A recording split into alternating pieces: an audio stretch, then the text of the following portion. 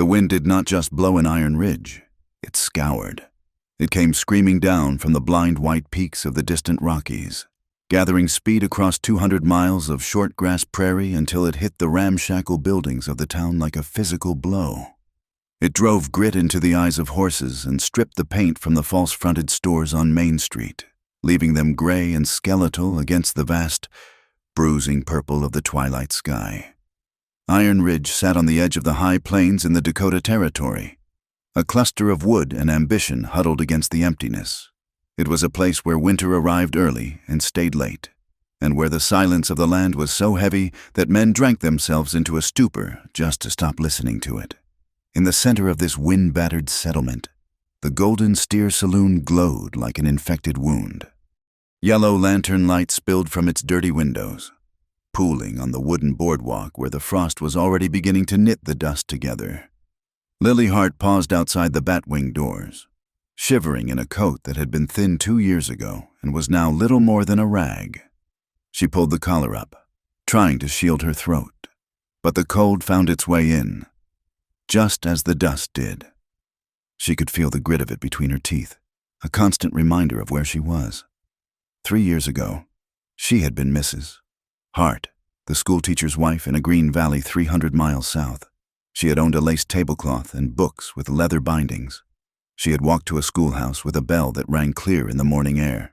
Now, she was just Lily, the woman who sang for whiskey money in a place where the law was as loose as the shingles on the roof.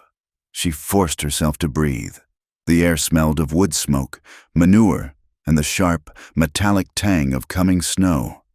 "You do what you must to live," she told herself. It was a mantra she repeated every night before she pushed through these doors. She stepped inside.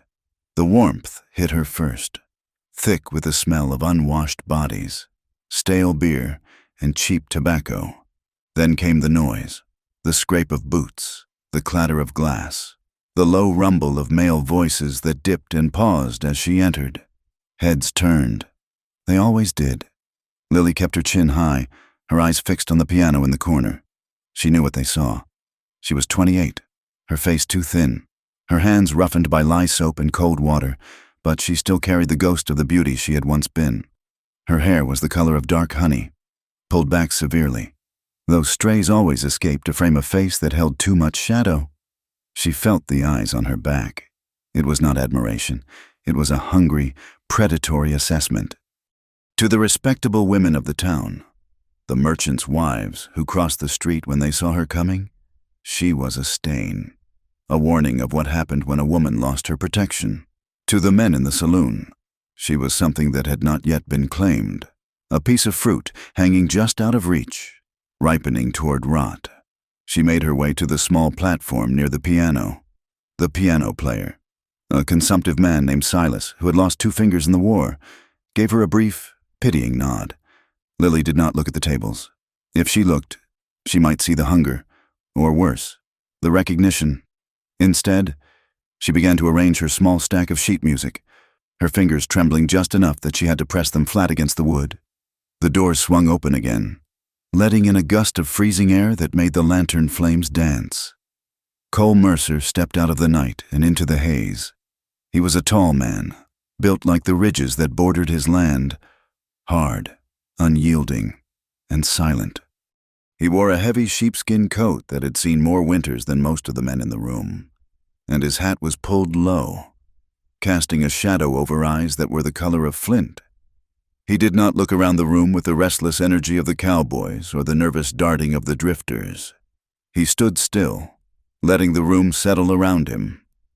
Cole was 35, though the sun and the wind had carved lines into his face that made him look older. A scar ran along his jawline, a jagged white memory of a knife fight in a cattle camp 10 years gone. He walked with the heavy, deliberate gait of a man who spent 18 hours a day in the saddle. He moved to the far end of the bar, away from the loud poker game near the stove. The bartender poured him a whiskey without asking. Cole put a coin on the wood, silver, not script, and turned to face the room, his back against the polished mahogany. He saw her immediately. It was hard not to. In a room of brown wool and gray smoke, Lily Hart was a pale, fragile stillness. Cole took a sip of the burning liquor and watched her over the rim of his glass. He had watched her for months, though he had never spoken more than 10 words to her. He had seen the way her dress hung looser on her frame as the autumn deepened. He had seen the way she flinched when the miners got too loud, a minute tightening of her shoulders that spoke of a fear she tried desperately to hide. It made him angry, and the anger surprised him. He did not want to care about the singer with the sad eyes. He had his own land, his own battles. He was a man of mixed blood in a territory that barely tolerated him because his herd was large and his aim was true. His mother had been Cheyenne. His father a white trapper who had died when Cole was 12. Cole carried his heritage in the high cut of his cheekbones and the dark tone of his skin, and he carried the town's prejudice like a stone in his gut. He knew what it was to be looked at as if you were something less than human. He saw the townsfolk look at Lily the same way he had been looked at his whole life, as something that did not belong, something that could be used or discarded without consequence. Across the room, in the darkest corner booth, Ben Trask sat with Sheriff Mallory. Trask was a heavy man with a face like rising dough and eyes that were small and wet. He owned the Golden Steer, the livery stable, and half the debt in Iron Ridge. The sheriff, a thin man with a nervous tick in his left eyelid, swirled his beer and nodded at something Trask was saying. Cole caught the drift of their voices through a lull in the noise. "Train comes through on Tuesday," Trask was saying, his voice a low rumble. "The trader from Chicago pays in gold. Mallory, not credit, gold. She is a local." "Ben," the sheriff mumbled, looking into his mug. "People know her name.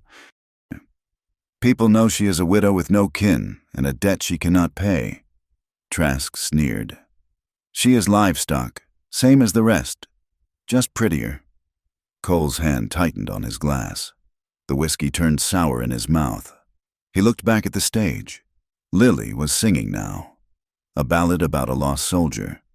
Her voice was thin but clear, cutting through the smoke like a silver wire.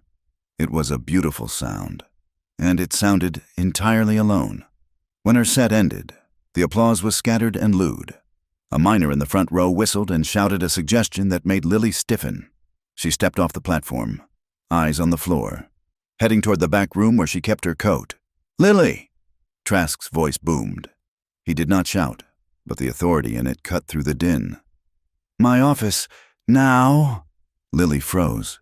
She looked toward the bar, her gaze sweeping past Cole without seeing him, and then turned toward the owner. She walked to his table, her hands clasped tightly in front of her dress. "Mr. Trask," she said. Her voice was low, steady. "I was just going to take a break." Trask stood up, his bulk looming over her. "We need to discuss your tab, Mrs. Hart. Come with me."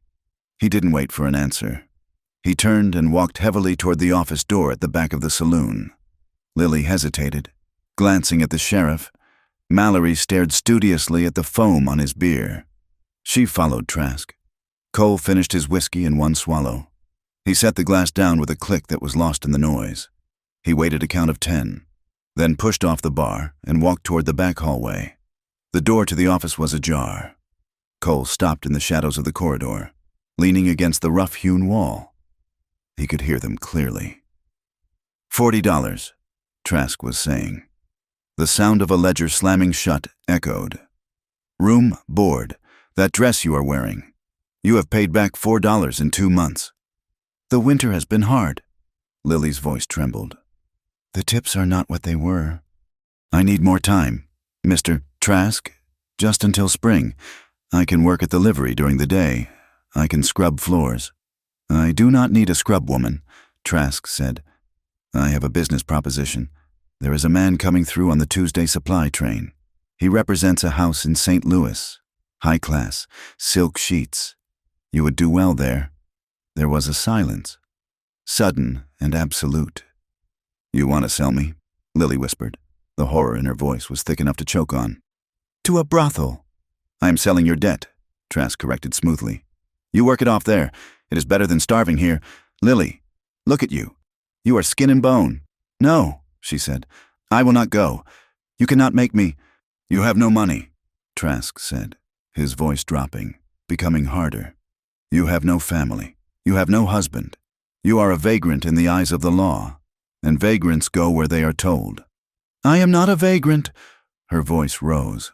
I was a teacher. There was the sound of a scuffle, a sharp intake of breath, and then a dull thud, as if someone had been shoved against a wall. You were, Trask snarled. Now you are mine. Cole stepped into the doorway. Trask had Lily by the wrist, twisting her arm up behind her back. Lily's face was white, her eyes squeezed shut, tears leaking from the corners. Let her go. Ben, Cole said.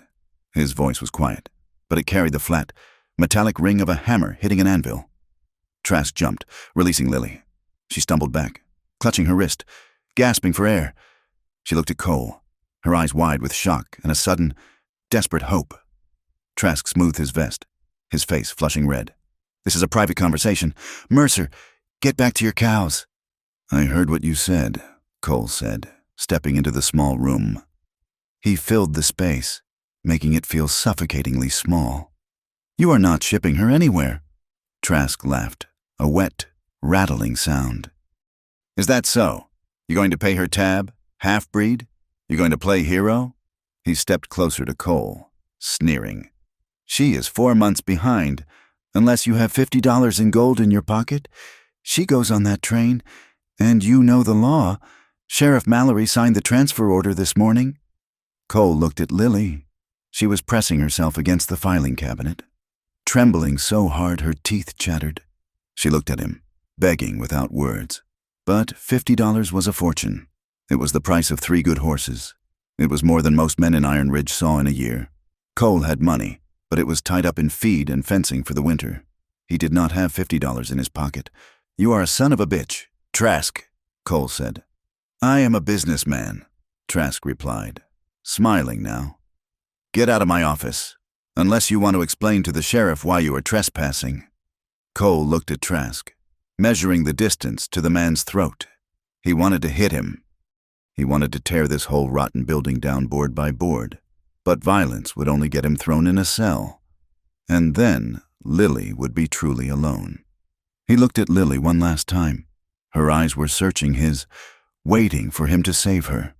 I will be back, he said to Trask. He turned and walked out.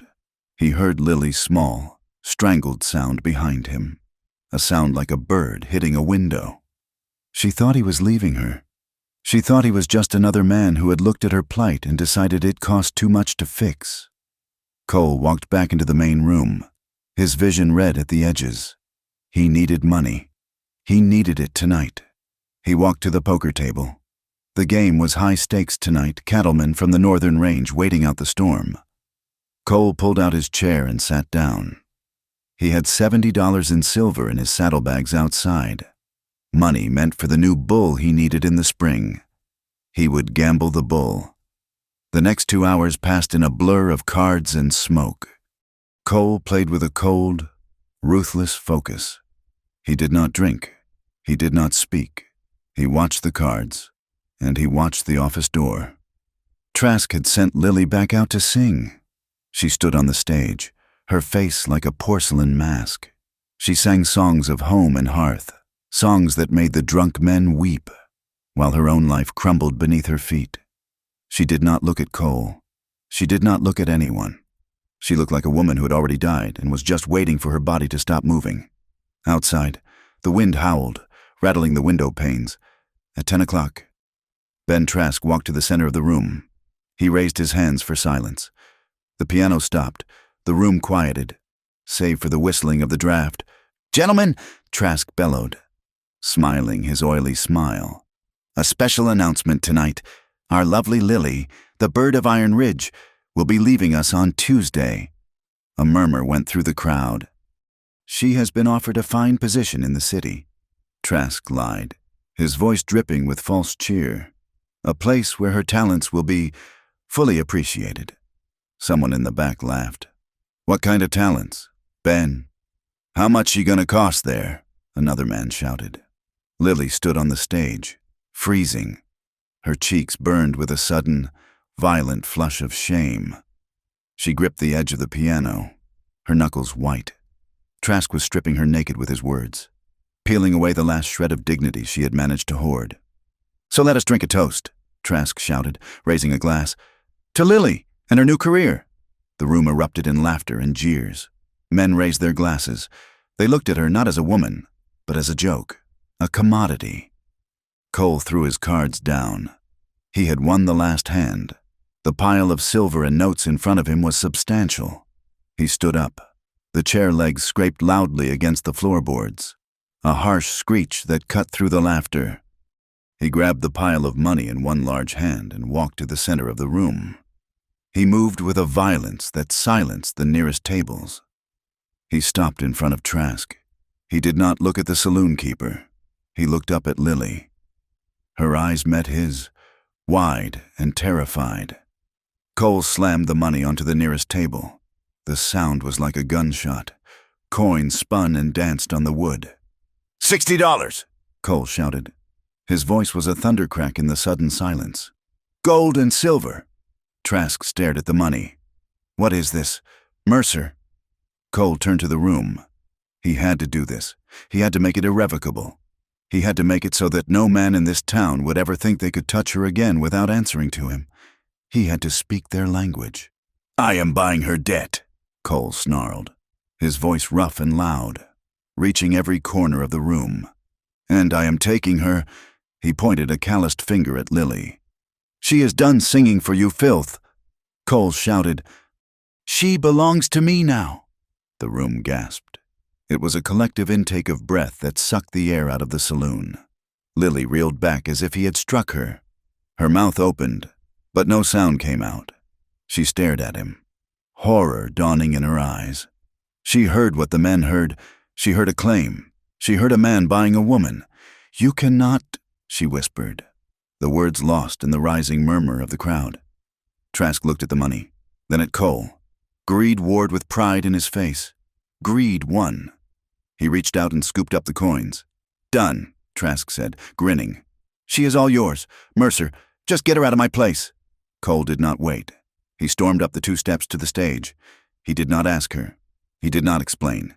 He reached out and grabbed her upper arm. His grip was iron hard. "Come on," he grated out. Lily snapped out of her shock. She dug her heels in, grabbing the piano leg with her free hand. "No," she hissed at him. "Let me go." "How could you? I thought you were distinct." Cole didn't look at her. He couldn't. If he looked at the betrayal in her eyes, he would falter. "It is done." "Lily," he said coldly, "you are coming with me." "I am not a horse," she screamed, her voice cracking. "You cannot buy me." "I just did," Cole said. He yanked her arm, breaking her hold on the piano. He pulled her off the stage, half dragging her through the sawdust on the floor. The crowd parted for them, a sea of stunned faces. Then the shock broke. "That is it! Cole!" someone shouted. "Ride her hard!" "Check her teeth first," another man yelled. Laughter, cruel and raucous, chased them. It washed over Lily like filthy water. She stumbled, trying to fight him, beating her free hand against his heavy coat. It was like hitting a stone wall. He did not stop. He did not slow down. He marched her toward the door, his jaw set so hard a muscle jumped in his cheek. He kicked the bat-wing doors open and dragged her out into the night. The cold hit them instantly, a shock of ice after the heat of the saloon. The wind was screaming now, tearing at Lily's dress, whipping her hair across her face. Cole didn't stop until they reached the hitching rail where his black gelding stood, head down against the gale. "Let me go!" Lily screamed, the wind tearing the words from her mouth. She wrenched her arm, slipping on the icy boardwalk. "You beast! You are worse than them! You are worse than all of them!" Cole spun her around, pinning her against the side of the horse. The animal shifted nervously, but Cole held it steady with one hand while he held Lily with the other. "Get up!" he ordered. "No!" She was crying now, tears freezing on her cheeks. "Where are you taking me? I will not go to your bed. I will die first." Cole looked down at her, in the starlight. His face was a mask of shadows. He looked terrifying. He looked like the savage the town whispered he was. He didn't explain. He couldn't explain that Trask would send the sheriff after her in 10 minutes if she wasn't gone. He couldn't explain that this was the only way to break the legal hold they had on her.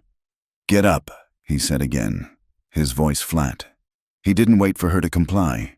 He grabbed her by the waist and hoisted her up. Lily kicked and struggled, but she was weak from months of hunger, and he was strong with a lifetime of hard labor. He deposited her into the saddle. Before she could slide off the other side, he swung up behind her. He wrapped one arm around her waist, pinning her to him, effectively trapping her. "Quiet," he growled in her ear.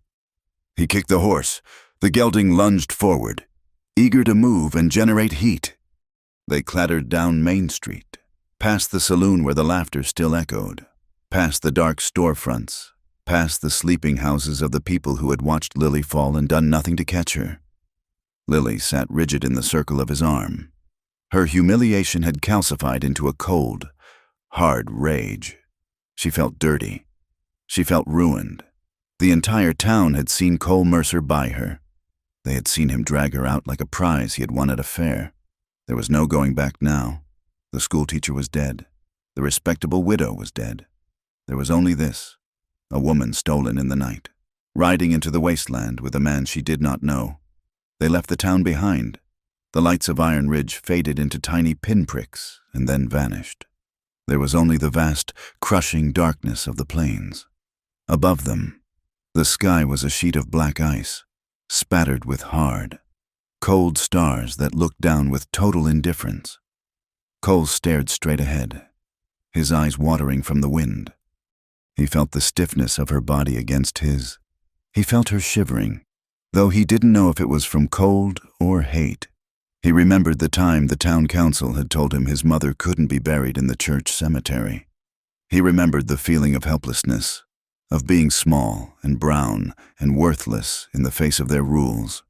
He had sworn then that he would never be powerless again. He had saved her. He knew that. But as the wind howled around them, carrying them deeper into the empty night, Cole Mercer wondered if he had saved her only to destroy her himself. He clicked his tongue to the horse, and they rode on into the dark. The light came before the heat, a pale, bruised violet bleeding up from the eastern horizon to wash out the stars. It revealed the world in jagged outlines, the spine of the distant mountains, the hunched shapes of scrub brush, and the endless, rolling ocean of frost-silvered grass that stretched until it vanished into the gray sky. Lily Hart woke with a gasp, her body jerking as if falling from a great height. She was not in her bed at the boarding house. She was not on the stage at the Golden Steer. She was on the hard earth, wrapped in a wool blanket that smelled of horse sweat and wood smoke. Memory returned like a slap to the face. The saloon, the shouting, the heavy weight of coins hitting the table, the humiliating grip of Cole Mercer's hand on her arm as he dragged her out into the dark. She sat up, the blanket falling away from her shoulders. The cold was immediate and biting, slicing through her thin dress. Every inch of her body ached. Her legs felt bruised from the miles of riding double, her skin wind-chapped and raw. A few yards away, a small fire popped and hissed, feeding on dry sagebrush. Cole Mercer crouched beside it, his back to her. He was melting snow in a battered tin coffee pot. He looked as immovable as the boulders that littered the plains, a dark shape against the rising light. Lily scrambled to her feet. Her boots slipped on the icy ground, but she caught her balance, her hands curling into fists at her sides. The fear that had paralyzed her the night before had crystallized into a sharp, vibrating anger. "You," she said. Her voice was a rasp, wrecked by the cold and the screaming wind. Cole did not turn. He kept his eyes on the fire, adding a handful of coffee grounds to the water. "Coffee will be ready in a minute," he said. His voice was low, flat, devoid of the shouting rage he had shown in the saloon. "I do not want your coffee," Lily snapped. Stepping closer, the wind whipped her hair across her face, but she did not brush it away. "I want an explanation. I want to know why I'm here." Cole stood up slowly. He turned to face her. In the daylight, he looked exhausted, There were dark smudges beneath his eyes, and the scar on his jaw stood out stark and white against his skin.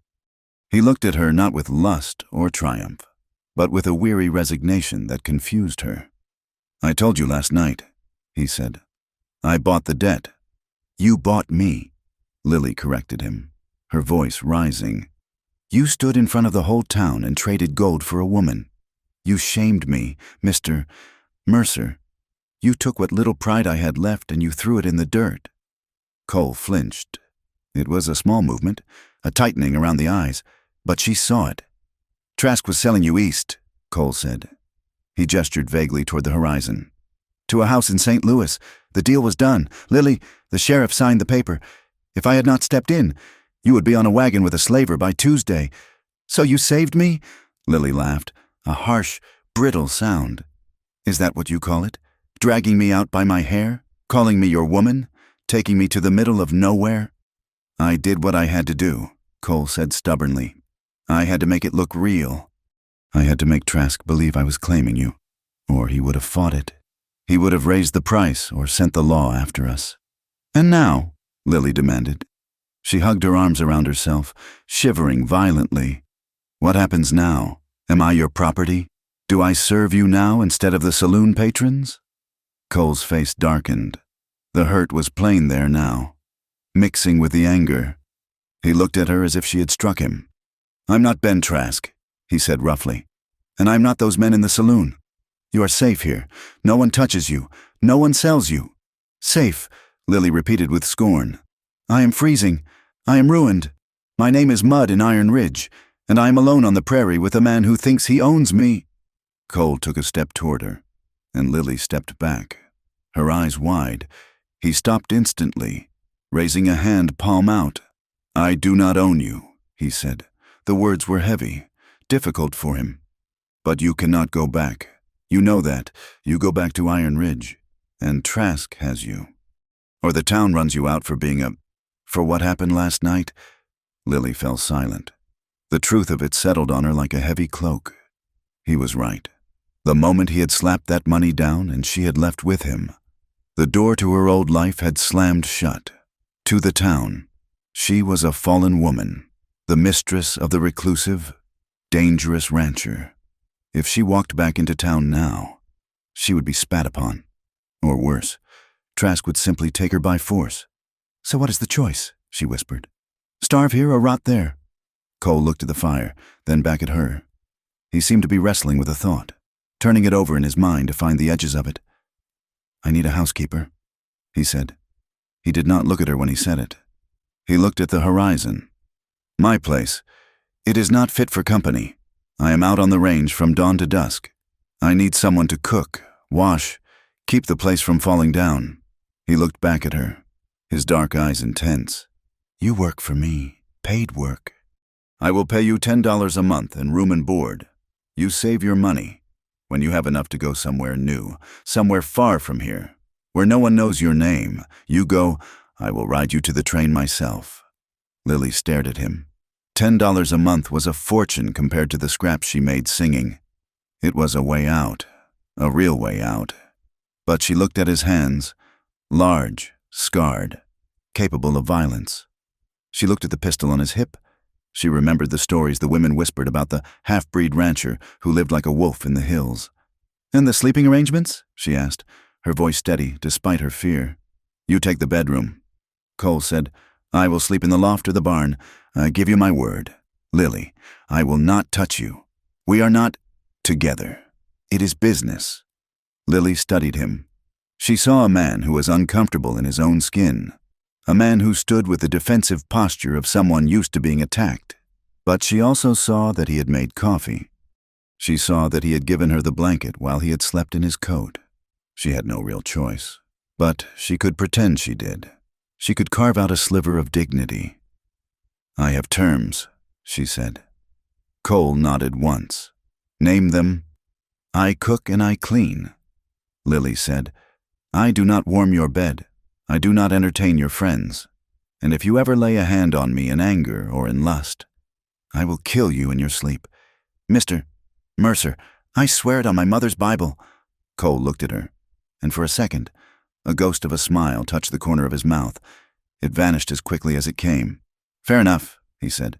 "Drink the coffee. We have 3 hours of riding left." The ranch lay in the bottom of a wide, shallow bowl of land, sheltered from the worst of the north wind by a ridge of craggy limestone. It was not the grand estate of a cattle baron. It was a working claim, etched out of the unforgiving earth by sheer will. The house was built of rough-hewn logs chinked with mud and straw, squat and solid. A barn, leaning slightly to the west, stood nearby, surrounded by a maze of corrals and fencing that stretched out into the distance. As they rode into the yard, the silence of the place pressed down on Lily. There was no sound of church bells, no murmur of neighbors, no rattle of wagons. There was only the wind, whistling endlessly through the gaps in the fences, and the distant, mournful lowing of cattle. The nearest neighbor was 20 miles away. The isolation felt physical, a wall of empty air separating them from the rest of the world. It felt protective.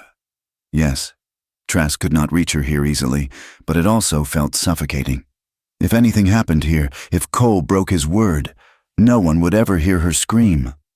Cole swung down from his horse and offered a hand to help her. Lily ignored it, sliding down awkwardly on her own.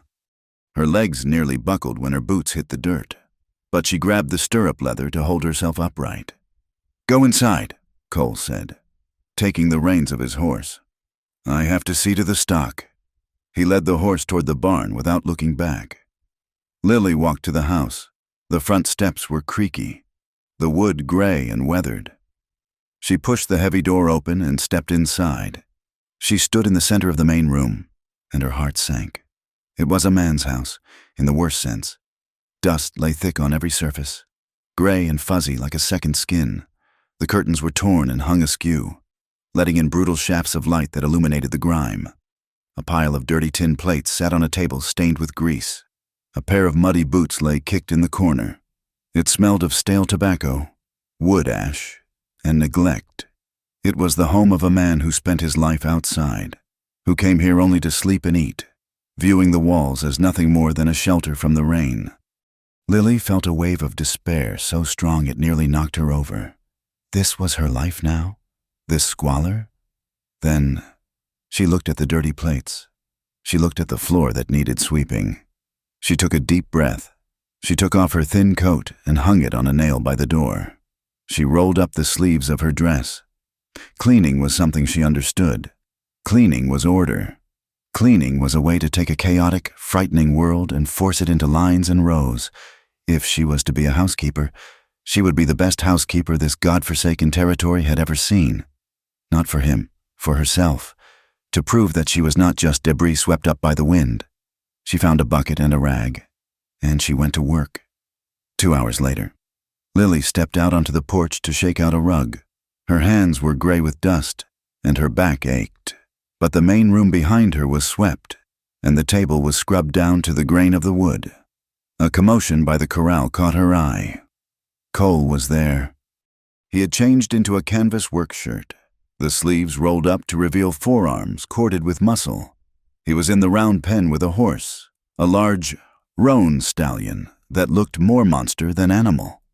The horse was rearing, hooves slashing the air, eyes rolling white with panic and rage. Lily froze, clutching the rug to her chest. She expected Cole to strike the animal, to use a whip or a heavy hand like the men at the livery stable in town. But Cole stood his ground. He held a long lead rope, but he did not pull on it. He spoke to the horse, a low, steady stream of words that Lily could not hear but felt in the vibration of the air. The horse lunged at him, teeth bared. Cole sidestepped with a fluid, liquid grace, moving like water around a stone. He did not flinch. He did not retreat. He waited. When the horse stopped, heaving and sweating, Cole took a step forward. The horse flinched. Cole stopped. He waited again. Lily watched, fascinated and uneasy. She saw the scars on his arms now, white lines against the brown skin. She saw the way he moved. Careful, deliberate, respectful of the danger, but not ruled by it. He was like the land itself, harsh, silent, and enduring. After what felt like an hour, the horse lowered its head. It let out a long, shuddering breath. Cole reached out slowly and touched the animal's neck. The horse shivered but did not pull away. Cole Mercer had a gentleness in his hands that he kept hidden from people. Lily realized, with a jolt of surprise, that he treated the beast with more patience than he had treated her. Or perhaps, he understood the beast better. He understood fear and wildness. He did not understand a woman in a silk dress who quoted poetry. He looked up then, across the yard, and saw her watching him. For a moment, their eyes met across the distance. There was no nod, no wave, just a shared acknowledgement of presence.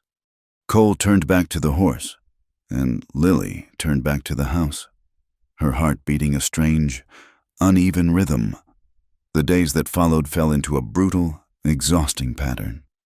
Morning arrived not with the sun, but with the biting cold that seeped through the cracks in the logs.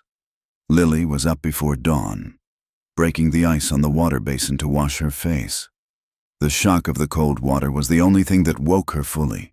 Her hands, once soft enough to turn the pages of books without snagging, became red and chapped. Her fingernails broke. Her skin felt permanently dry, scoured by the lye soap and the prairie wind. She hauled water from the pump in the yard, the heavy buckets dragging her shoulders down until she thought her arms would pull from their sockets. She chopped vegetables with fingers that were numb and clumsy. She scrubbed Cole's heavy canvas shirts on a washboard until her knuckles bled. At night, the coyotes howled. It was a lonely, yipping sound that made the hair on her arms stand up. It sounded like hunger given a voice. Every task was a reminder of how far she had fallen. As she peeled potatoes one afternoon, looking out at the gray expanse of the plains, the memory took her. She was back in the farmhouse in Ohio. The light was golden there, filtered through the leaves of the oak tree. She was holding the small, knitted cap she had made. Then the pain, the blood, the terrible, cramping emptiness that followed. She remembered the doctor's face, pitying and dismissive. "Some women are just not built to carry life. Mrs. Hart, it is a weakness in the Constitution." She remembered the silence of the cradle in the corner. And then, after Thomas died in the thresher accident, the whispers, the way the town matrons looked at her flat stomach and whispered barren, the way the local banker, a man with wandering hands and a pious smile, had cornered her in the vestry when she had refused him. He had told everyone she had seduced him. "A woman who cannot bear children is prone to unnatural urges," they had said. The scandal had burned through her life like a prairie fire. She had lost the farm. She had lost her friends. She had fled west, running from the shame, only to find that shame had longer legs than she did. The knife slipped, nicking her thumb. Lily hissed, sticking the digit in her mouth. The metallic taste of blood brought her back to the present. She looked at the rough walls of Cole's cabin. She was still running. She was still the barren widow, the scandal, the woman of no value. The door opened, and Cole walked in, bringing a gust of cold air with him. He stopped when he saw her sucking her thumb, saw the blood on the potato. He didn't say anything. He walked to the cupboard, took out a strip of clean rag, and placed it on the table beside her. Then he walked to the stove to pour himself coffee. He did not ask if she was all right. He did not offer to bandage it. He simply provided the means for her to fix it herself. It was infuriating. It was also, strangely, a relief. He did not look at her with pity. "Supper in an hour," Lily said, wrapping the rag around her thumb. Her voice was cool, professional, obliged. Cole grunted. Cole's story did not come in a flood, but in drops, leaked out during the quiet moments between chores. Lily learned that his father had been a trapper named Silas Mercer, a man who loved the mountains more than civilization. His mother was named Morning Star. "She died of the smallpox when I was 10, Cole said one evening. He was mending a bridle by the firelight, his hands working the leather with practiced ease. "My father took me to his people in Kansas, his brother's family." "They took you in?" Lily asked. She was darning a sock, sitting in the rocking chair she had dragged down from the loft. Cole snorted. They took me in. I slept in the barn. I ate on the porch. My uncle called me his charity case. My aunt called me worse. He looked up, the firelight catching the hard angles of his face. I learned early that to half the world, I am a savage. To the other half, I am a traitor. You fit nowhere, so you make your own place. And the violence? Lily asked. She hadn't meant to ask it, but the question slipped out. The stories in town, they say you killed a man. Cole's hand stopped moving. The leather creaked as he tightened his grip. I was 20, he said softly. I was working a herd in Abilene. A man. He decided he did not like the way I looked at a shop girl. He gathered 3 of his friends. They caught me in an alley. They had ropes. He stared into the fire, his eyes seeing something far away and terrible. They were going to hang me for existing. I had a knife. One of them did not go home to his mother. He looked at Lily then, challenging her to judge him. I did not start it, he said, but I finished it, and I have never apologized for staying alive. Lily looked at him, really looked at him. She saw the defensive hunch of his shoulders. She saw a boy who had been cornered in an alley, terrified and alone, fighting for his breath. She saw a reflection of her own desperation in the saloon. No, Lily said quietly. You should not apologize for surviving. Cole held her gaze for a long moment. Then he nodded, once, and went back to his work. The silence that settled between them was less sharp than before. The thaw between them happened in inches. It happened the day Lily burned the bread. She had been distracted by a hawk circling outside, and the loaves had turned into black bricks. She had served them at supper, face burning with mortification, expecting him to complain or dock her pay. Cole had taken a piece of the charred bread. He had crushed it in his hand, dipped it in the stew, and eaten it without a word. He ate every bite. It was a kindness so silent she almost missed it. It happened the morning she found a mug of fresh coffee waiting on the table for her when she came out of her room. Cole was already gone, but the cup was still hot. It happened the night she noticed the tear in his best shirt, the one he had worn the night he took her. Take it off, she had said. Cole had frozen, hand on the buttons. What? The shirt, Lily said, gesturing with her needle. The shoulder is ripped. I cannot mend it while you are wearing it. He had removed the shirt, sitting by the fire in his undershirt. Lily had stood beside him to sew the tear. She could feel the heat radiating from his skin. She could smell the scent of him, soap, leather, and pine. As she stitched, her hand brushed his shoulder. The muscle beneath the cotton jumped. Lily's hands shook. She pulled the thread tight, her breath catching in her throat. She was close enough to see the texture of his skin, the dark hair on his forearms. For a moment, the air in the room felt thick, charged with a sudden, dangerous awareness. They were a man and a woman, alone in a vast emptiness.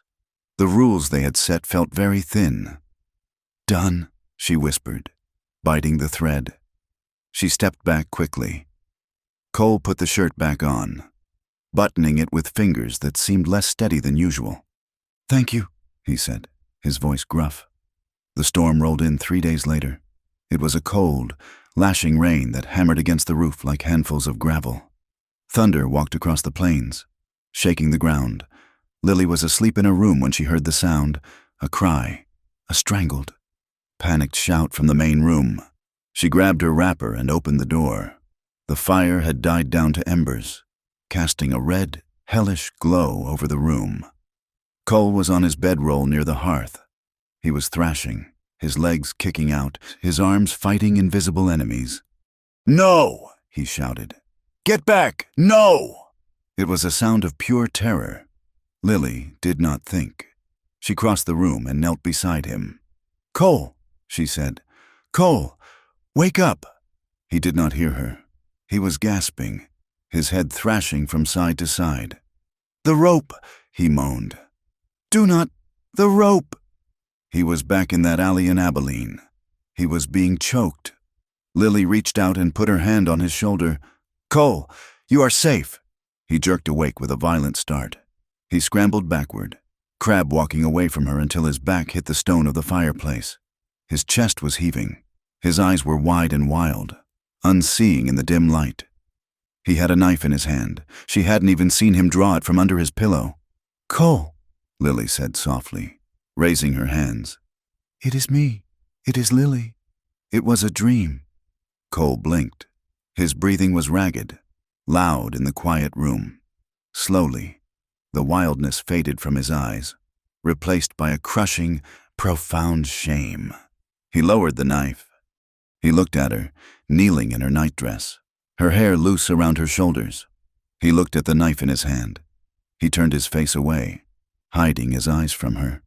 "Go back to bed," he croaked. "Are you—" "Go back to bed!" The order was harsh, desperate. Lily stood up. She looked at his bent back, the curve of his spine speaking of a burden too heavy to carry. She realized then that the strong, silent rancher was just as haunted as she was. He was not a monster. He was a man who woke up screaming. "Good night, Cole," she said gently. She went back to her room. She did not sleep. The next morning, the rain had stopped. The world was gray and dripping. Cole was at the table when she came out. He did not look up from his plate. "Thank you," he mumbled into his coffee, "for waking me." "Everyone has nightmares," Lily said, pouring herself a cup. She kept her tone light, casual, granting him the dignity of pretending it hadn't been important. Cole looked up then. His eyes searched hers. He saw no judgment there. The tension in his shoulders eased. Just a fraction. 30 miles away, in the smoky office of the Golden Steer. Ben Trask poured 2 fingers of whiskey for Sheriff Mallory. "She has been gone a week," Trask said, his voice low. "Mercer paid the debt," Mallory said, shifting in his chair. "Legally, Ben, there is not much we can do." "He stole her," Trask said. He swirled the amber liquid. "He came into my place, made a scene, and dragged a screaming woman out into the night. You heard the men talking. They say he forced her. They say she was begging for help." "She was," Mallory admitted. "But he put gold on the table." "Gold covers the debt," Trask said, leaning forward, his eyes glittering. "It does not cover kidnapping. It does not cover the theft of personal property." Trask was losing money. The men missed the singer. The supply train had come and gone, and the trader from St. Louis had been displeased at the lack of merchandise. Trask did not like losing money, and he hated Cole Mercer. He hated his arrogance. He hated his land. He hated his blood. "If we go out there," Mallory said nervously, "it could get ugly. Mercer is a crack shot." "We do not go out there yet," Trask said. He smiled, a slow, unpleasant stretching of his lips. "We let the town do the work. We let them talk. We remind them that a savage has a white woman locked up in his cabin. We remind the church folk. We remind the drunks." He knocked back the whiskey. "By the time the snow flies, Sheriff, half the town will be ready to ride out there and burn him out just on principle. And when they do, we will be there to pick up the pieces." Trask set the glass down. "I want her back. Mallory, and I want him dead. In that order." Winter arrived not with a whimper, but with the slam of a heavy door.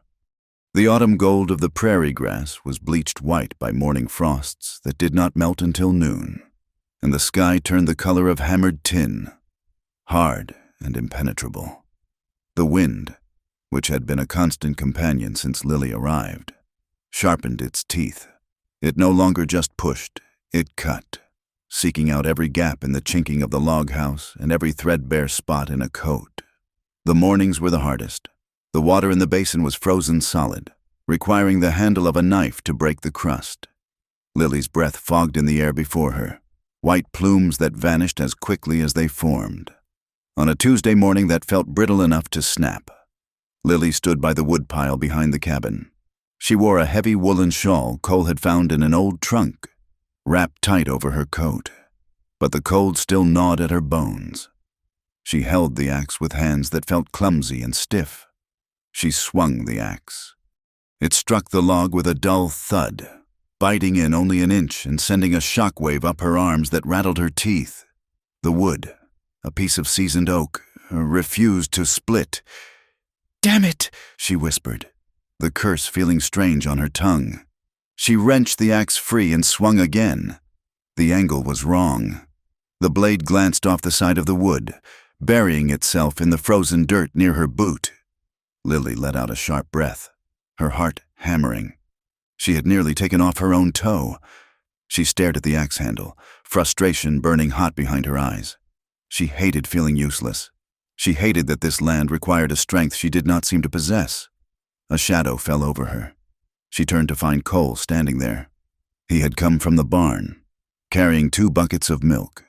He set them down in the snow and watched her, his expression unreadable. "You are swinging with your arms," he said. His voice was quiet, carrying easily in the thin air. "I am swinging with everything I have," Lily retorted, wiping a strand of hair from her face. "The wood is stubborn." "The wood is just wood," Cole said. He stepped closer. The heat of his body was a sudden, tangible presence in the biting cold. He reached out and took the axe from her hands. His fingers brushed hers, his warm and rough, hers cold and red. The contact lasted only a second, but Lily felt it travel up her arm like the heat from a stove. She stepped back, giving him room.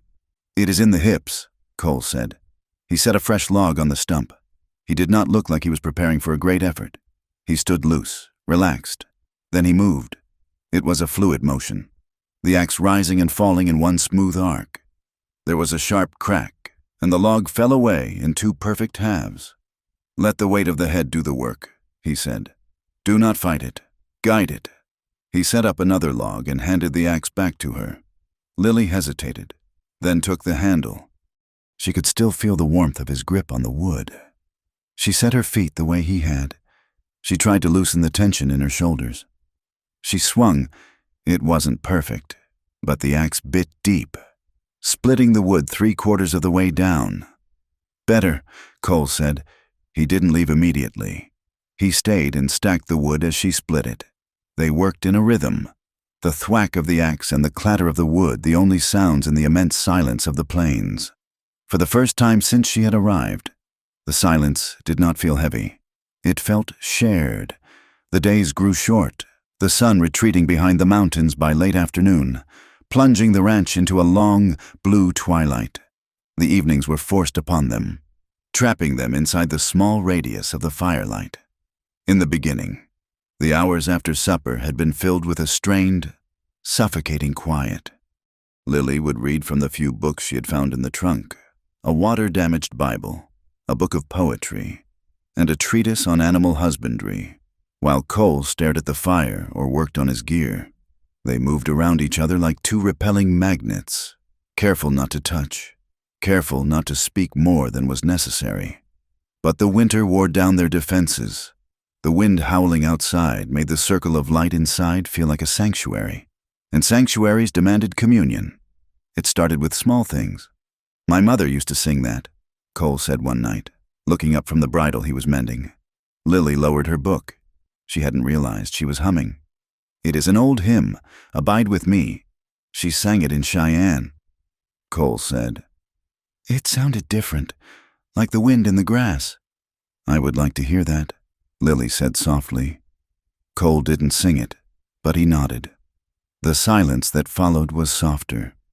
A week later, while the snow hissed against the window panes, Lily looked up from her mending. "I used to be afraid of thunderstorms," she said. "When I was a girl in Ohio, my father would tell me it was just the angels bowling."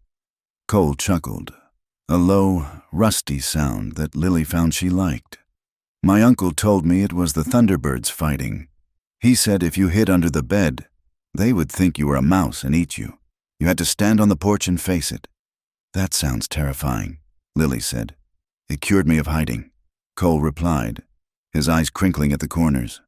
The stories became the bridge they walked across the darkness. They were safe topics at first: weather, horses, childhood foolishness.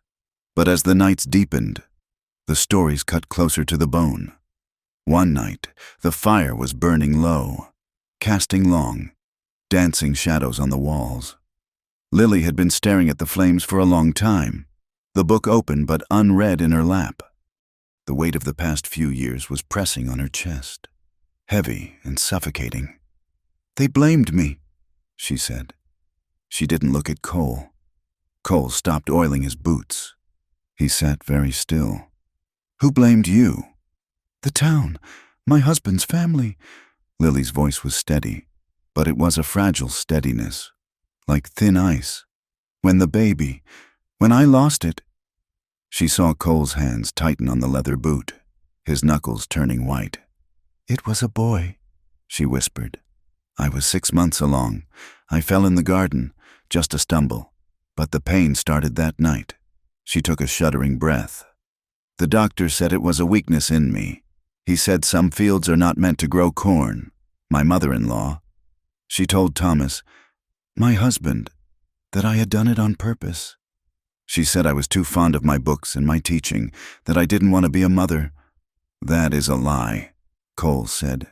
His voice was a growl. "Thomas defended me," Lily said, a tear tracing a hot path down her cheek. "But after he died?" "Oh, after he died. There was no one to stop them. Then the banker, Mr. Henderson." She squeezed her eyes shut. "He was a deacon, a pillar of the community. He cornered me in the schoolhouse. He said a widow needed comfort. When I fought him off, he told everyone I had lured him there. He said I was unnatural, that my barrenness had made me wicked." She looked at Cole then, her face wet, her expression defying him to judge her. "They cast me out. Cole, they didn't use pitchforks, but they used words. They stopped buying my eggs. They pulled their children from my school. They made me a ghost before I even left. I came west because I thought I could outrun the shame. But shame, it travels in the blood." Cole stared at her. His face was a mask of fury, but the fury was not directed at her. It was a cold, terrifying rage directed at ghosts 300 miles away. He stood up and walked to the fireplace, bracing his arm against the mantel. He stared into the flames. "It was not your fault," he said. The words were simple, but he spoke them with the weight of a verdict. "What happened to the baby? What happened with that man? None of it was your fault. Lily, they were weak men scared of a strong woman, and they tried to break you to make themselves feel big." He turned to look at her. The firelight caught the scar on his jaw. "You are not barren," he said fiercely. "And you are not wicked. You are the strongest thing I have ever seen." Lily let out a sob that she had been holding back for 3 years.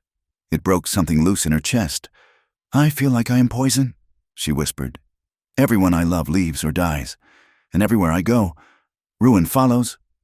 Cole walked over to her chair. He went down on one knee, bringing himself to her eye level. He did not touch her, mindful of her rules, but he was close enough that she could smell the leather and tobacco smoke on him. "I know that feeling," he said quietly. He looked down at his hands. Hands that had killed.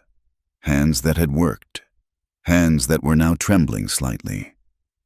"I was 22, Cole said. In a town in Kansas. Her name was Sarah. She was the daughter of the feed store owner. She had yellow hair, and she didn't care that my mother was Cheyenne. We used to meet by the creek." He swallowed hard. "Her brothers found out. They didn't want a half-breed touching their sister. They came for me at night, chased me out onto the plains. They had dogs. They had rifles." He looked up at Lily, his eyes dark with ancient pain. "One of them caught up to me. Sarah's oldest brother. He had a knife.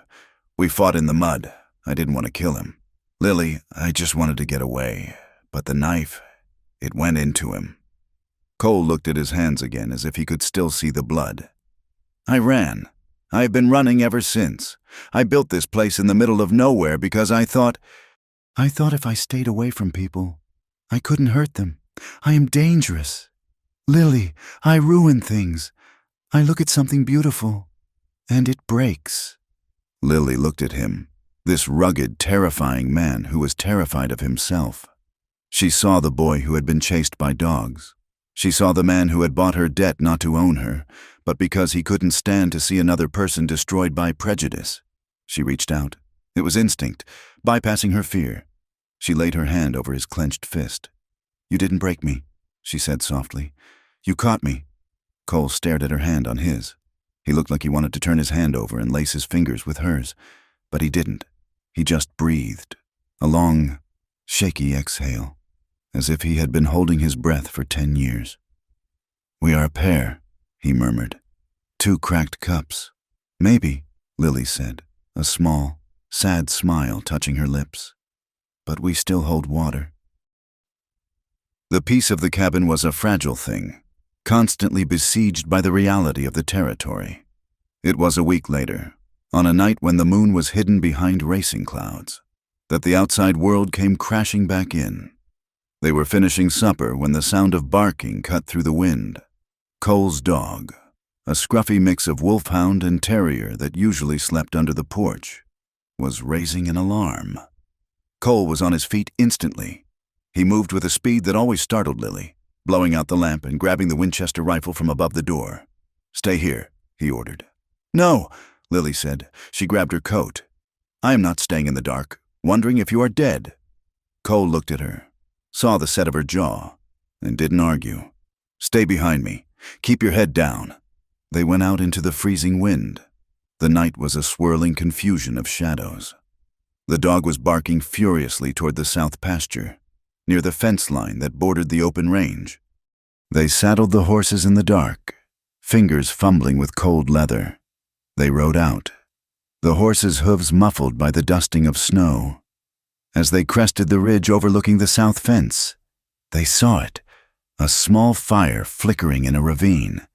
The dark shapes of men, 3 of them, and the glint of metal wire cutters.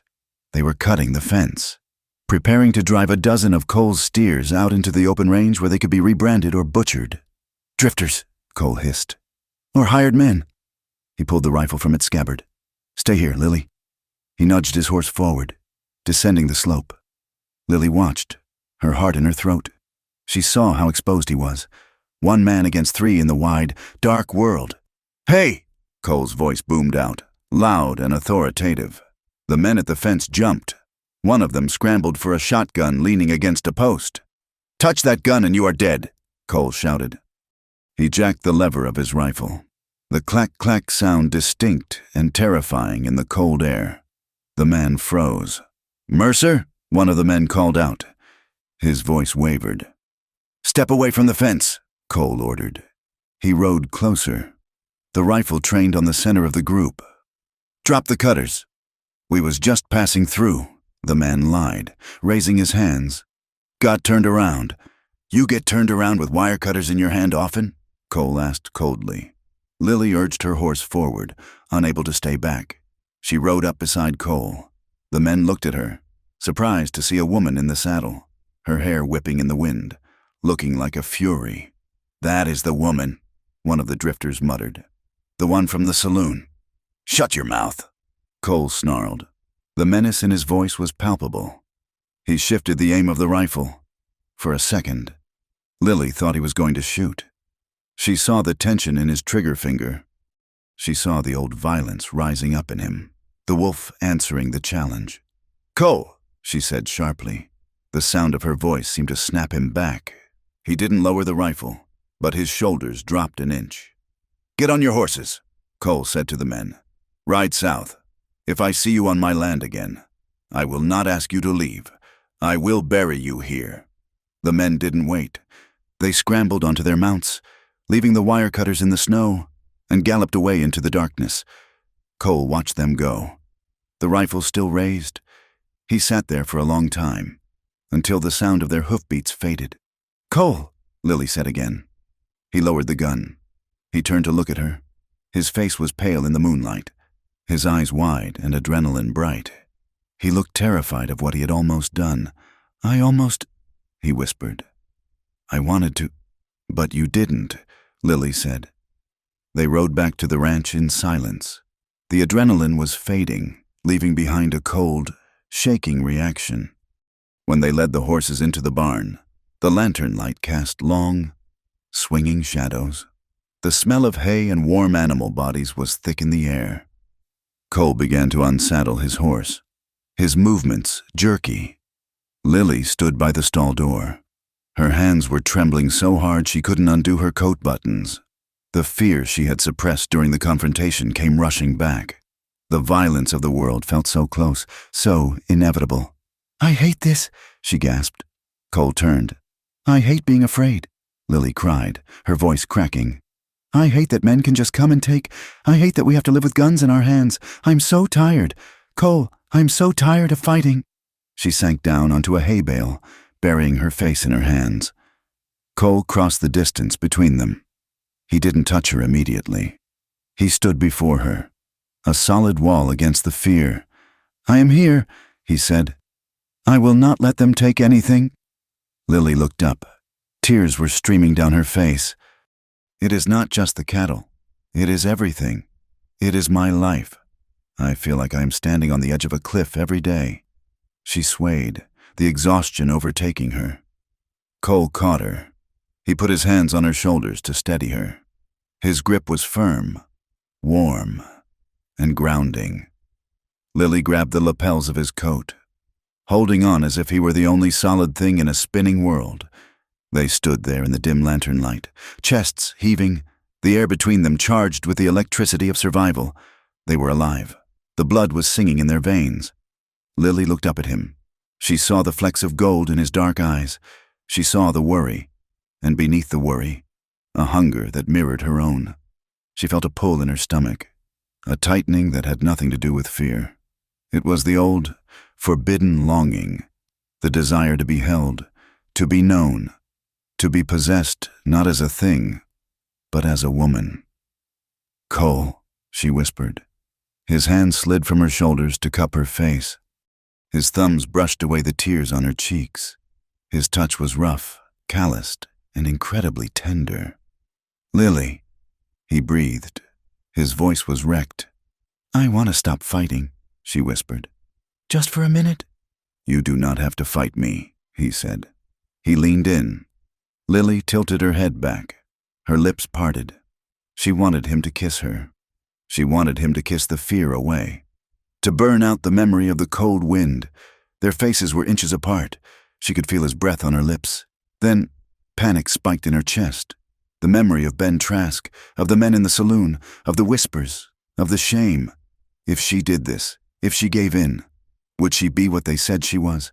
Would she lose the last piece of herself she had fought to keep? She pulled back. It was a sharp, jerky movement. Cole froze. He dropped his hands instantly, stepping back as if he had been burned. Lily stammered. "I cannot. I am sorry. I cannot." Cole's jaw tightened until the muscle jumped. He looked like a man who had been offered water in the desert and then had the cup kicked from his hand. But he nodded. "I know," he said hoarsely. "I know. Lily." He backed away toward the barn door. "I will check the horses," he said. "Go inside. Go to bed. Cole, wait." "I am not going to be another man who takes what you are not ready to give," he said, his voice hard with the effort of restraint. "Go inside." He turned his back on her. The air between them hummed with unresolved heat, a tension so thick it felt like it could spark a fire in the straw. Lily turned and ran back to the house, her heart breaking for what she wanted and what she could not let herself have. In Iron Ridge, the winter deepened, and so did the malice. Ben Trask sat in his office, looking at the ledger. The numbers were red. "People are talking," Sheriff Mallory said, warming his hands by the stove. "They say Mercer has her working like a slave. They say she tries to run and he drags her back." "Is that what they say?" Trask asked, a cruel smile touching his lips. "Or is that what you told the Smith boys to say? Does it matter?" Mallory shrugged. "The preacher mentioned it in his sermon on Sunday. Said it was a stain on the town's conscience to let a Christian woman be held by a man like that." "Good," Trask said. "Let them simmer. When the weather breaks, we will not need hired guns. We will have a posse of righteous citizens ready to ride out there and rescue her." "And Mercer?" "Mercer resists," Trask said. "And when a man resists the law, sometimes accidents happen. Sometimes he gets shot. The blizzard hit 2 days after the raid. It didn't start with snow. It started with a silence so profound it hurt the ears. The wind died. The birds vanished. The sky turned a sickly, bruised yellow. Then, the wind returned, not as a gust, but as a wall. It hit the cabin with a force that shook the logs in their mortar. The snow came horizontally, driven by a gale that screamed like a dying animal. Within an hour, the world outside was gone, replaced by a swirling white void. "We cannot go out," Cole shouted over the roar of the wind. He was shoving rags into the gap under the door. "The line to the barn. I tied a rope. But we only go if we have to." They were trapped. The cabin, once a place of uncomfortable proximity, became a capsule of survival. The cold pressed in from all sides, freezing the water in the bucket even near the fire. For 3 days, the storm raged. There was no escaping each other. They moved in a choreographed dance around the small room. Cole kept the fire fed, his face grim as he counted their wood supply. Lily cooked what little food they had: dried beans, salt pork, coffee. The awkwardness of the barn incident hung between them, but the storm forced it into the background. Survival took precedence. They learned each other's rhythms. Lily learned that Cole hummed when he was anxious. Cole learned that Lily rubbed her left wrist, the one Trask had bruised, when she was thinking. On the second night, the temperature dropped so low the nails in the walls popped with loud bangs like gunshots. "We have to bring the calves in," Cole said, looking at the window which was completely blocked by snow. "The barn is too cold. They will freeze." They fought their way to the barn along the guide rope, the wind trying to tear them from the earth. They found the 2 youngest calves shivering violently, their mothers unable to keep them warm. They carried the calves into the cabin. It was absurd. A kitchen turned into a stable. But it was necessary. They laid blankets on the floor near the fire for the animals. That night, they slept in shifts to keep the fire going. When it was Cole's turn to sleep, he refused to take the bed, insisting Lily keep it. He curled up on the rug near the fire, one hand resting on the flank of a sleeping calf. Lily watched him from the bed. In the firelight, stripped of his heavy coat, he looked younger. He looked vulnerable. She got up, taking her heavy quilt. She walked over to him. Cole opened his eyes instantly, his hand going to the knife at his belt. "It is me," she whispered. She knelt and spread the quilt over him. "You will freeze," she said. "Keep it," Cole rasped. "We have to share it," Lily said. It was a practical statement, born of the deadly cold, but it felt like a confession. She lay down on the rug beside him, pulling the quilt over both of them. She kept her back to him, leaving a few inches of space between their bodies. She felt him stiffen. She felt the heat radiating from him. "Lily," he whispered. It was a warning. It was a plea. "Just for warmth. Cole," she said, her voice trembling. "Just to survive the night?" He didn't move away. Slowly, hesitantly, he relaxed. Outside, the wind howled like a living thing trying to get in. But inside, under the heavy quilt, surrounded by the smell of wood smoke and hay, they were warm. They were together. And as sleep finally took them, Lily felt Cole's hand move, just an inch, until his knuckles were resting against the small of her back, an anchor in the storm. The blizzard broke on the 4th morning, leaving behind a silence so profound it felt like the earth itself had stopped breathing. The sun rose over a world that had been erased and rewritten in blinding white. The familiar contours of the ranch were gone, smoothed over by drifts that reached the eaves of the cabin. The fences were buried, their posts merely suggestions in the snow, and the sky was a hard, polished blue that offered light but no warmth. Cole Mercer stood on the porch, squinting against the glare.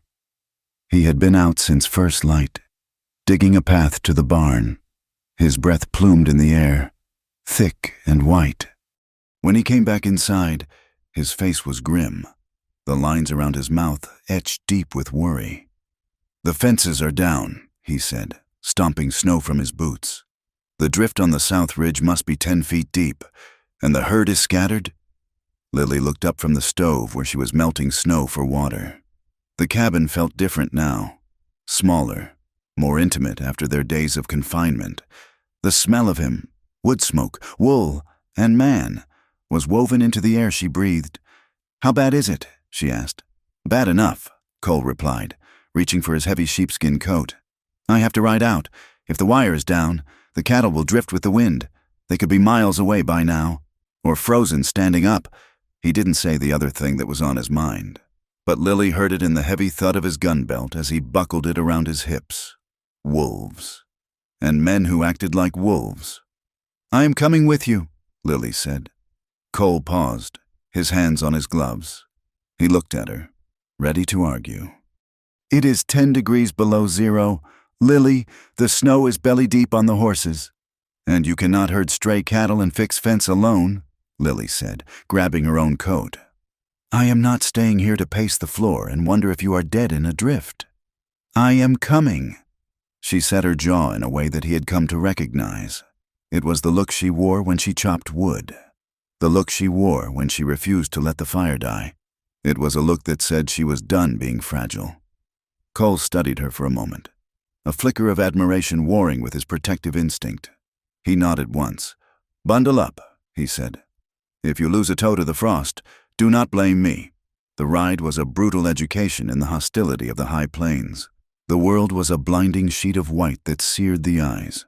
The horses struggled, lunging through drifts that swallowed their legs, their breath coming in heavy, steam engine chugs.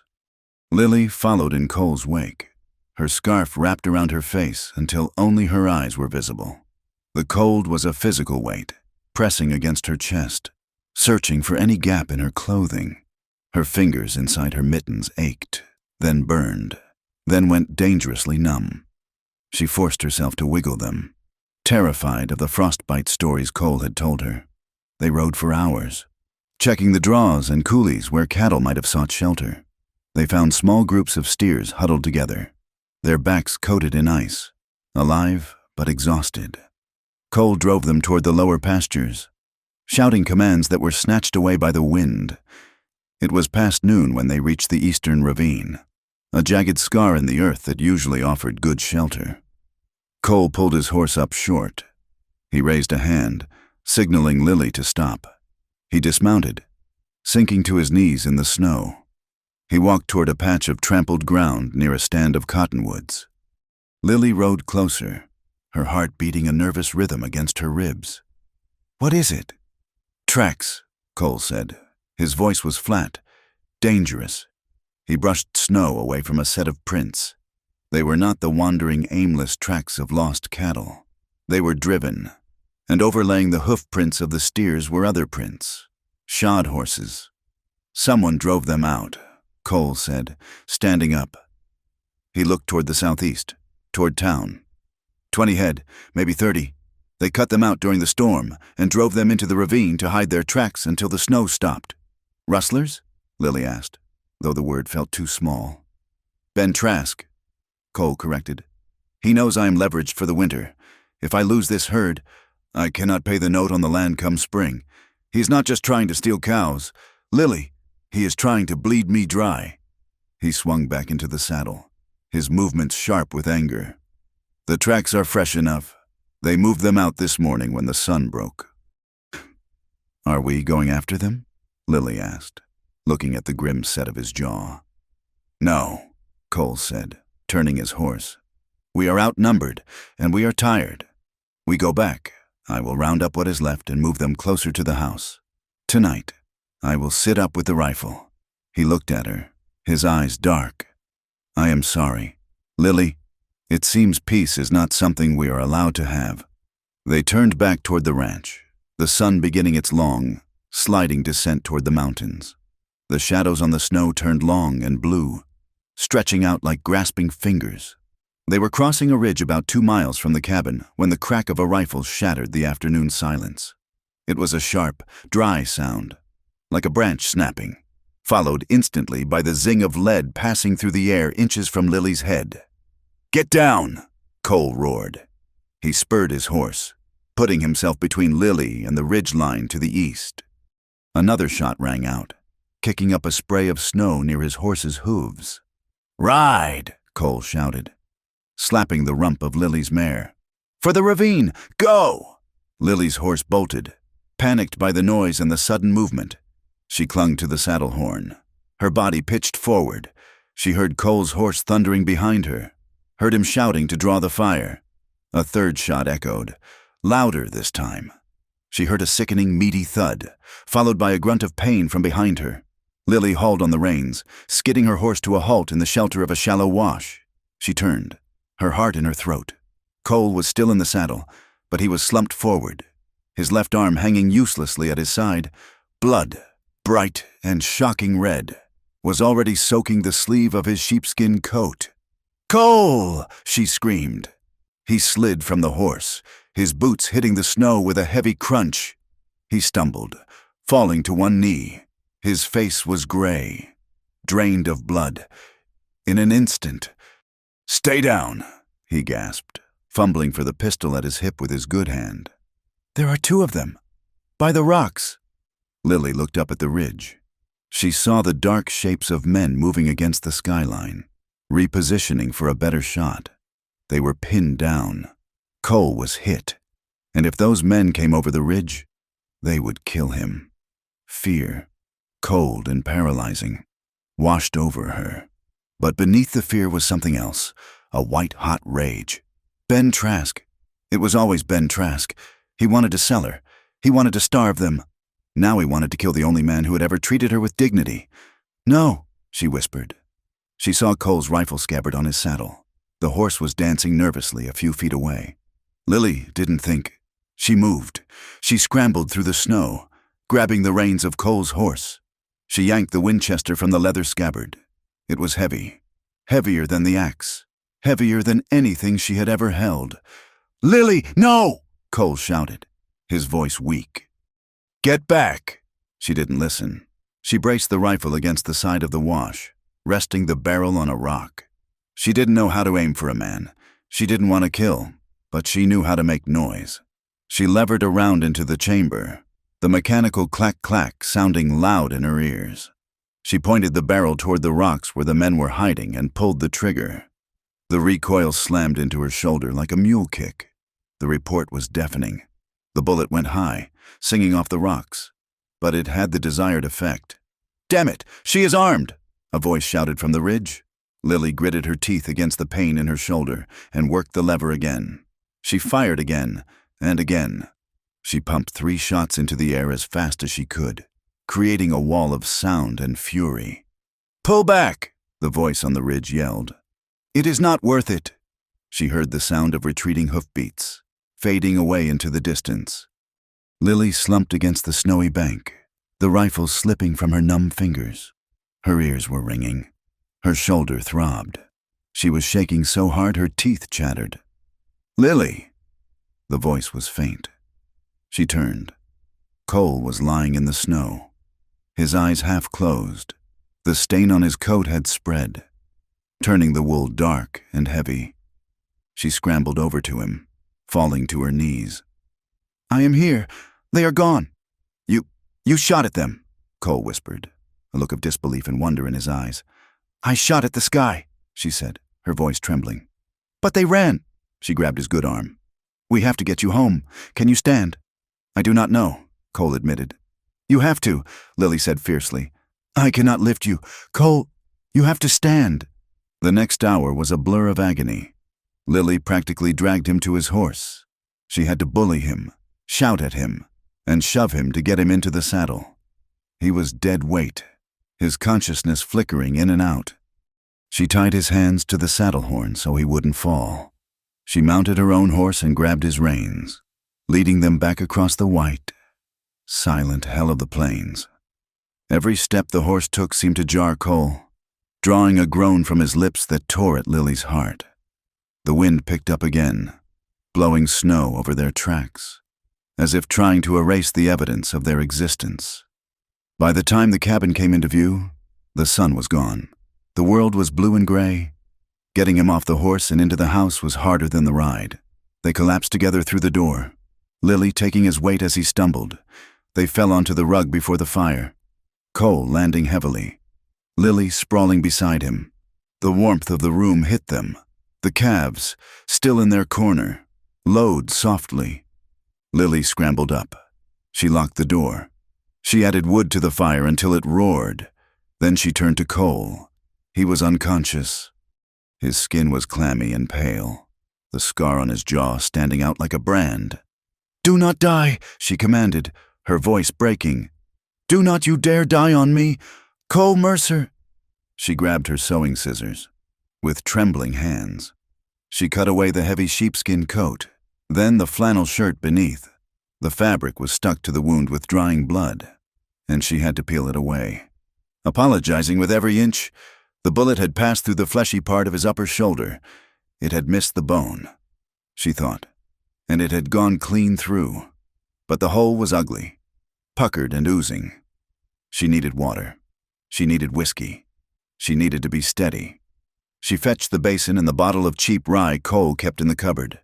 She tore up one of her petticoats for bandages. When she poured the whiskey onto the wound, Cole's back arched off the floor, a guttural cry tearing from his throat. His eyes flew open, blind with pain. I am sorry, Lily wept, holding him down with all her strength. "I have to clean it." She worked through the night, washing the wound, packing it, binding it tight. She dragged him onto the mattress she had pulled from her room to the fireside. She covered him with every blanket they owned. Then she sat in the rocking chair, the rifle across her lap, and watched his chest rise and fall. The silence of the plains pressed against the walls, heavy and suffocating. They were two specks of life in a vast ocean of cold, and death was waiting just outside the door. The fever came with the darkness. For 3 days, Cole burned. His body, so strong and capable, was reduced to a shivering, thrashing vessel of heat. Lily did not sleep. She dozed in the chair, waking at every sound he made. She wiped his brow with cool rags. She dripped water between his cracked lips. She held his hand when he reached out into the empty air, grasping for ghosts. It was in the fever that she met the man beneath the silence. He did not rave about cattle or fences. He raved about things that broke her heart. "I did not mean to," he muttered one night, thrashing against the blankets. "The knife, it just slipped. I am sorry. Tell his mother I am sorry." He was apologizing to the man he had killed years ago. The guilt was still there, fresh and bleeding. Another time, he grabbed Lily's wrist, his grip surprisingly strong. "Do not let them take her," he pleaded, his eyes wide and unseeing. "They will hurt her. She is made of glass. Do not let them break her." "Who? Cole?" Lily whispered, stroking his hair back from his damp forehead. "Who are you saving?" "Lily," he breathed. "My Lily." The name hung in the air. My Lily. He didn't say it like a possession. He said it like a prayer. He said it like she was something precious, something holy that he was unworthy to touch but desperate to protect. Lily sat back, her hand covering her mouth. Tears pricked her eyes. He saw her. He didn't see a fallen woman. He didn't see a debt. He saw her. She looked at his face, softened by the illness. She saw the boy who had been chased by dogs. She saw the loneliness that matched her own. "I am here," she whispered to him. "I am not going anywhere." The fever broke on the 4th night. It happened quietly. One moment he was tossing and turning, his skin burning to the touch. The next, he fell into a deep, still sleep, and sweat broke across his forehead, cooling him.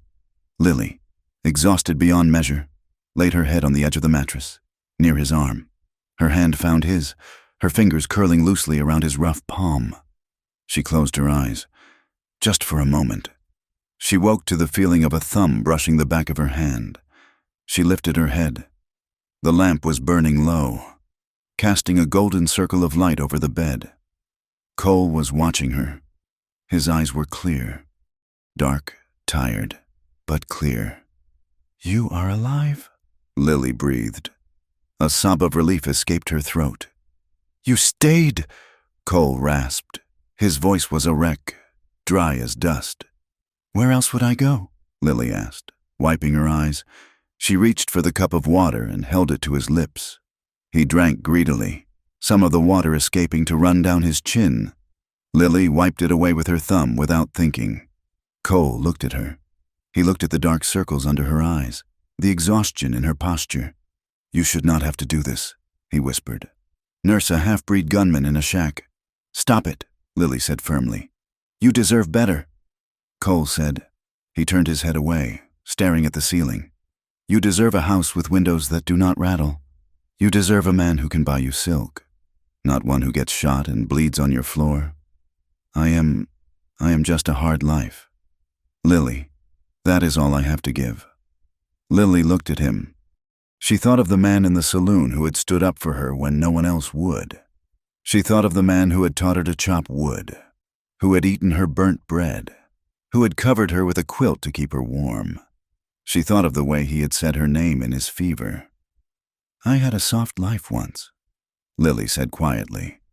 "I had a house with windows. I had a husband who was respectable.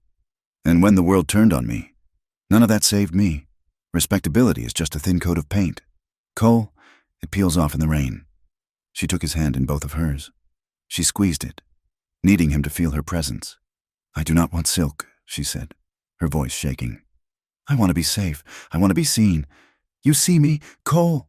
You are the only one who ever really has—" Cole turned his head back to her. His gaze searched her face, looking for the lie, looking for the pity.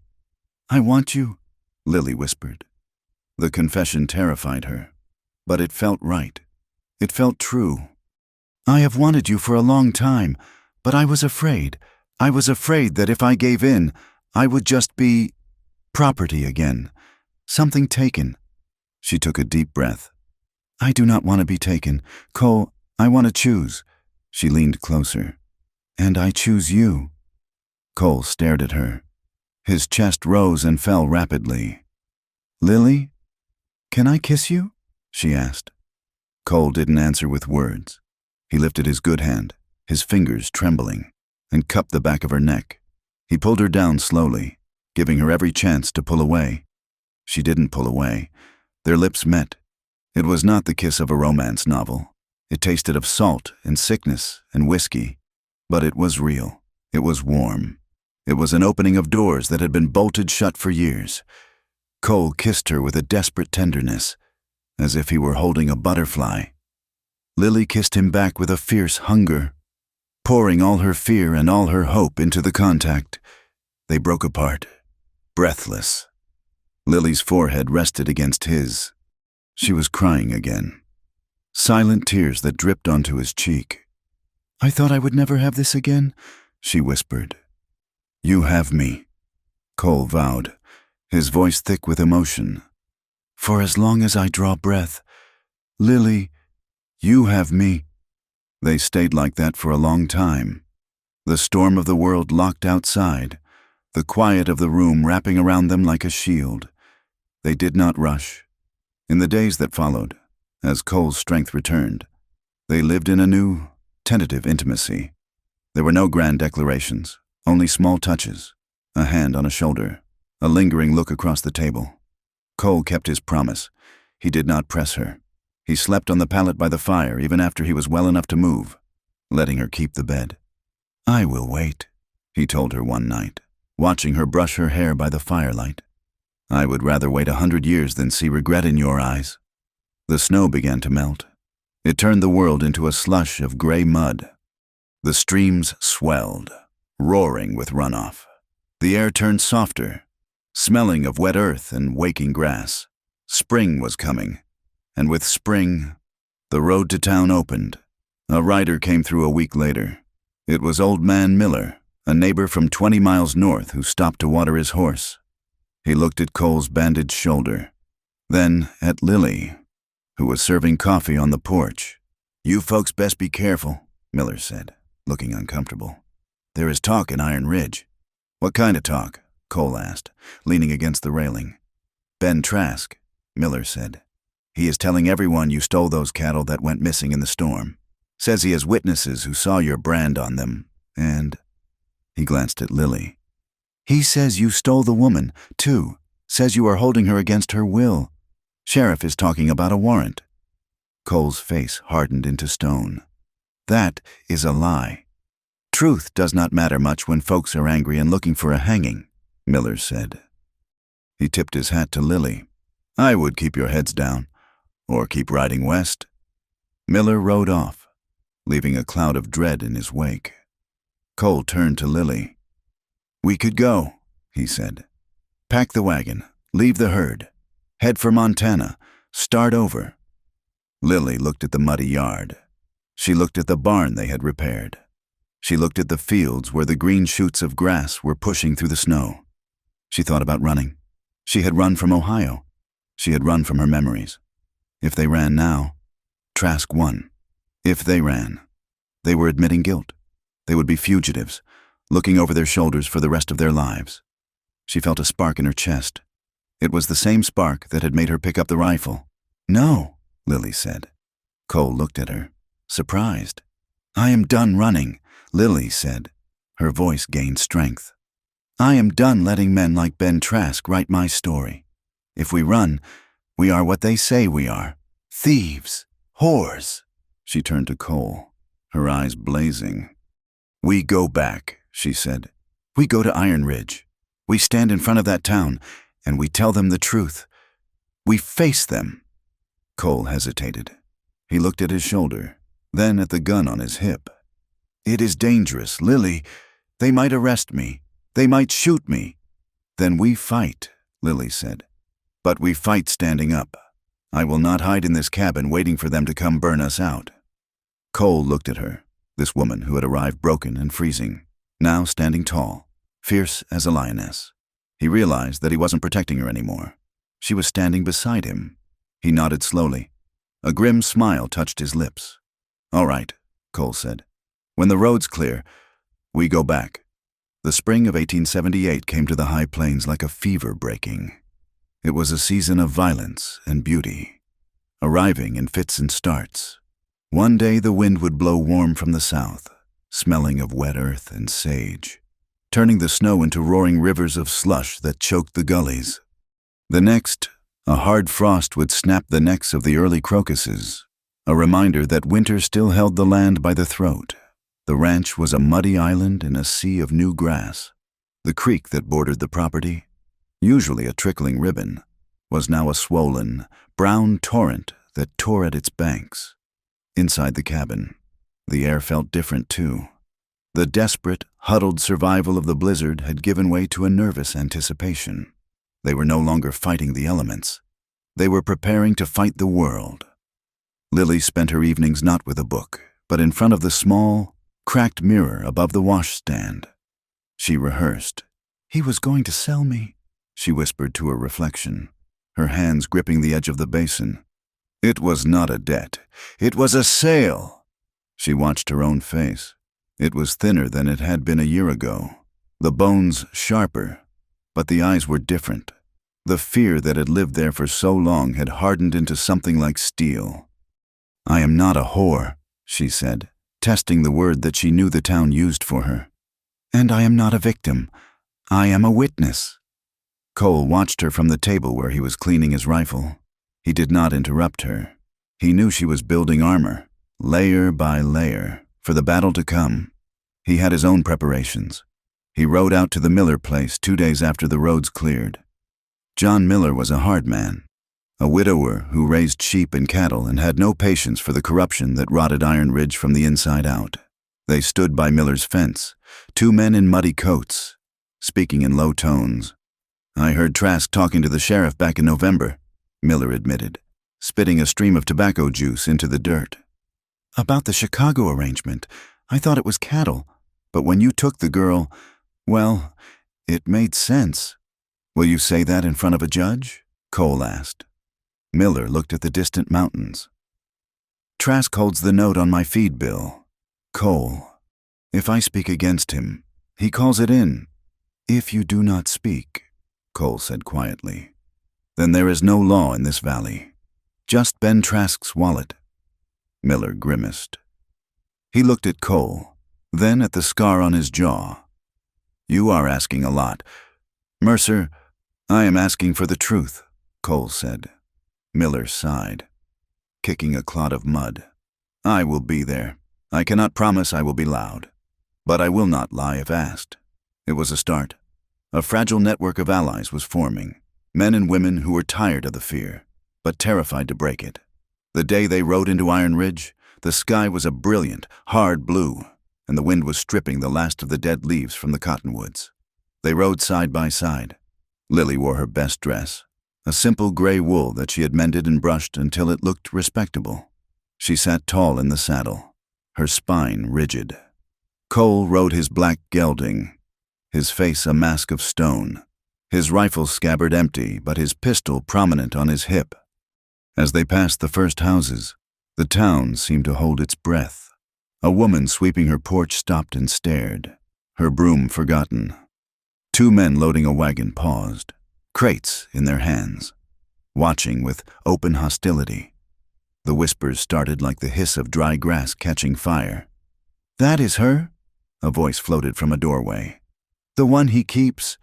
Look at him," another sneered. "Riding in here like he owns the place, after what he did." Lily felt the gazes like physical touches, dirty, invasive hands crawling over her skin. She wanted to shrink. She wanted to turn her horse and gallop back to the safety of the ranch, but she felt Cole's presence beside her, solid and unyielding as a cliff face. "Eyes front," she told herself. "Do not let them see you bleed." They tied their horses at the rail in front of the Golden Steer. The saloon looked shabbier in the daylight, its paint peeling, the sign creaking in the wind. To Lily, it looked like the mouth of a beast that had swallowed her whole once before. Cole offered her his hand. She took it. His grip was firm, warm, anchoring her to the earth. They walked through the bat-wing doors. The saloon was quiet, the midday lull. A few drunks dozed at the tables. Ben Trask stood behind the bar, polishing a glass. Sheriff Mallory was sitting near the stove, nursing a coffee. When they entered, the silence that fell was instant and absolute. Trask looked up. His eyes narrowed, sinking into the doughy flesh of his face. He set the glass down slowly. "Well," Trask said, his voice oily and loud. "Look who decided to come back. Run out of food up there in your love nest. Mercer?"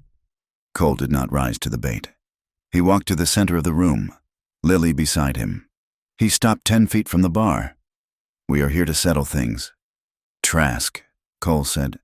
"Settle." Trask laughed.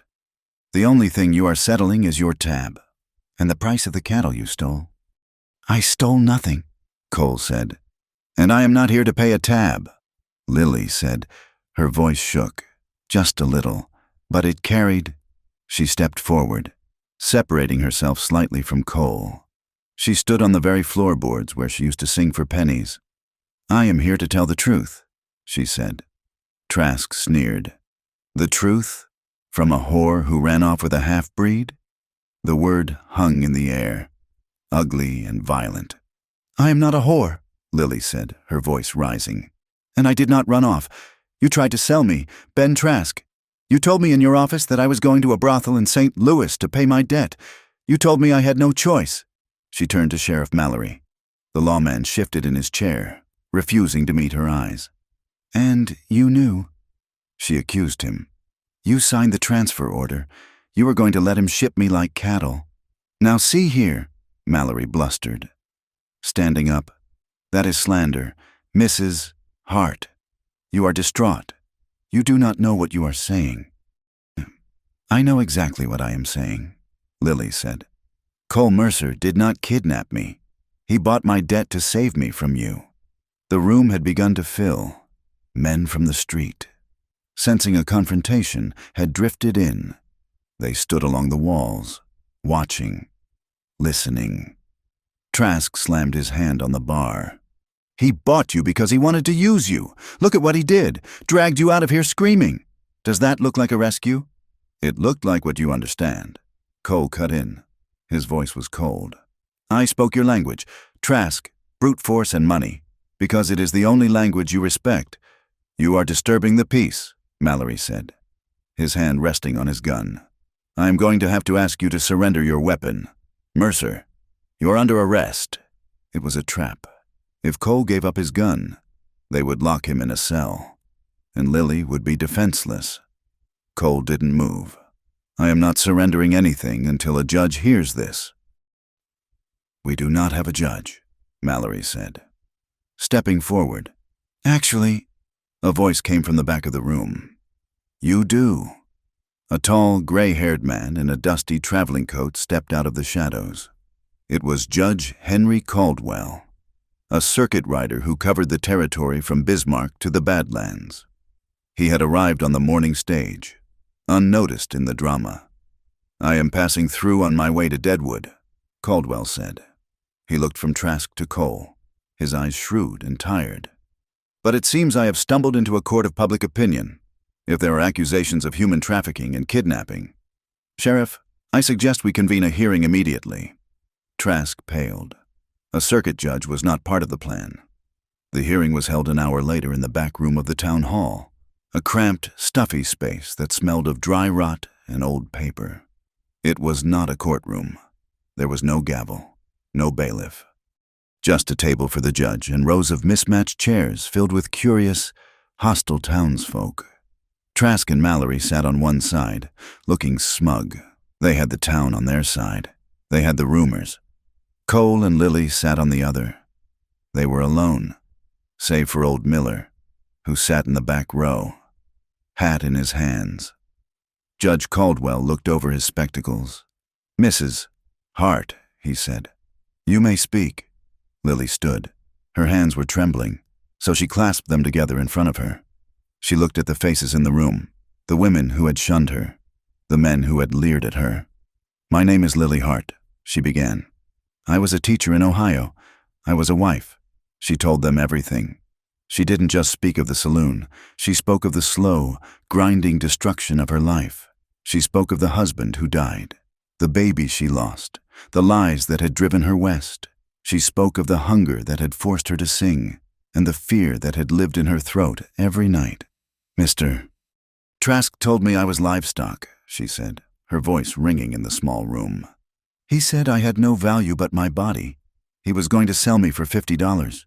She looked directly at Trask. "I am not livestock," she said. "I am a human being. And what Mr.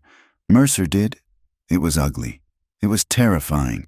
But he did it because no one else in this town, not the sheriff, not the church elders, not one of you, would lift a finger to stop a woman from being sold." Silence stretched in the room. Some of the women looked down at their laps, ashamed. The men shifted uncomfortably. Then Cole stood. He looked huge in the small room, a dark presence that made the air feel thin. "I humiliated her," Cole admitted. He looked at Lily, his expression open and pained. "I called her things no woman should be called. I grabbed her. I dragged her. I made you all think I was a monster." He turned to the judge. "I did it because if I had asked politely, Trask would have laughed. If I had gone to the sheriff, he would have stalled until she was on that train. I had to buy her to save her, and I hated every second of it." "He is lying!" Trask shouted, jumping up. "He is a violent man, a killer. He wants her for himself." "Sit down, Mr. Trask," the judge snapped. The judge looked weary. He looked at the ledger Trask had produced, a book that showed debts, but no mention of a sale. It was word against word. "Without a contract," the judge murmured. "It is difficult to prove intent to sell." Trask grinned. He was winning. Then, a movement at the back of the room caught the light. A young woman stood up. She was a barmaid at the Golden Steer, a girl of no more than 19 with hair dyed a brassy red. Her name was Sarah. "Your Honor?" she squeaked. "Speak up, girl," the judge said. Sarah swallowed hard. She looked at Trask, who was glaring at her with lethal intent. She shook, but she didn't sit down. "Mr. Trask. He told me the same thing last month. He said I owed too much for my room. He said there was a man in Chicago who liked redheads." A murmur rippled through the room. "He said if I didn't work harder, he'd ship me off." Sarah whispered, "Just like Lily." Another woman, a laundress who washed the saloon linens, spoke from her seat. "I heard him too, arguing with the sheriff about the freight fee for the girls." The wall of silence cracked. It didn't shatter, but it cracked. The town, for all its prejudice, had lines it did not like to see crossed. Selling women to city brothels was one of them. Trask looked around, his face reddening. "These are lies. Whores sticking together." "That is enough." Judge Caldwell slammed his hand on the table. He looked at Trask with cold disgust. "Mr. Trask, the testimony of Mrs. Hart, corroborated by these witnesses, paints a very disturbing picture. While I cannot convict you of a crime without more evidence, I can issue a temporary injunction against your business pending a federal investigation into your labor practices." He turned to Cole. "Mr. Mercer, your methods were unorthodox and illegal. You cannot buy a person, debt or no. However, given the mitigating circumstances, I'm inclined to view your actions as defense of a third party." He leaned back. Case suspended.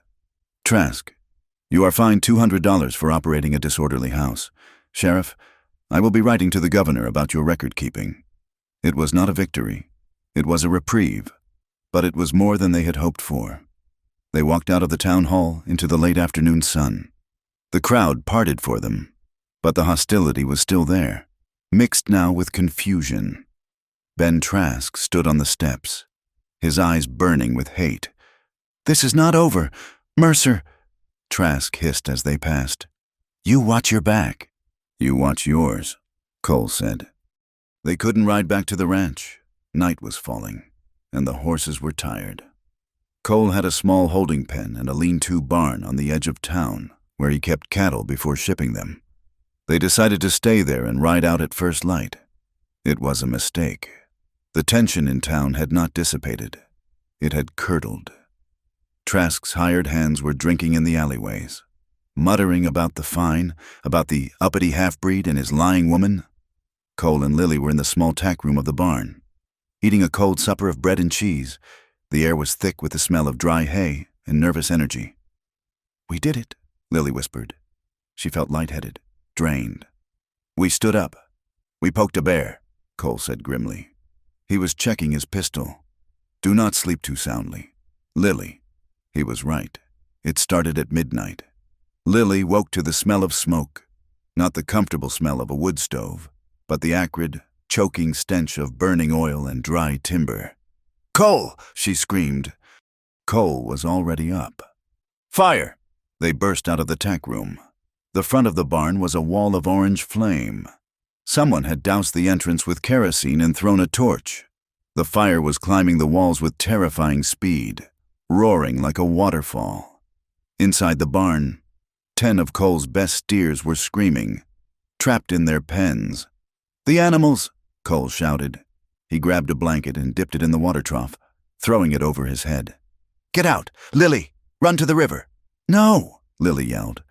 Cole didn't argue. He ran into the smoke, toward the pens. Lily ran out the back door. The night sky was lit up with a hellish glow. The wind was whipping the sparks high into the air, carrying them toward the nearby houses, the wooden shacks of the miners and the laborers. "Fire!" Lily screamed, running toward the nearest house. "Fire! Help!" Doors opened. People stumbled out in their nightshirts.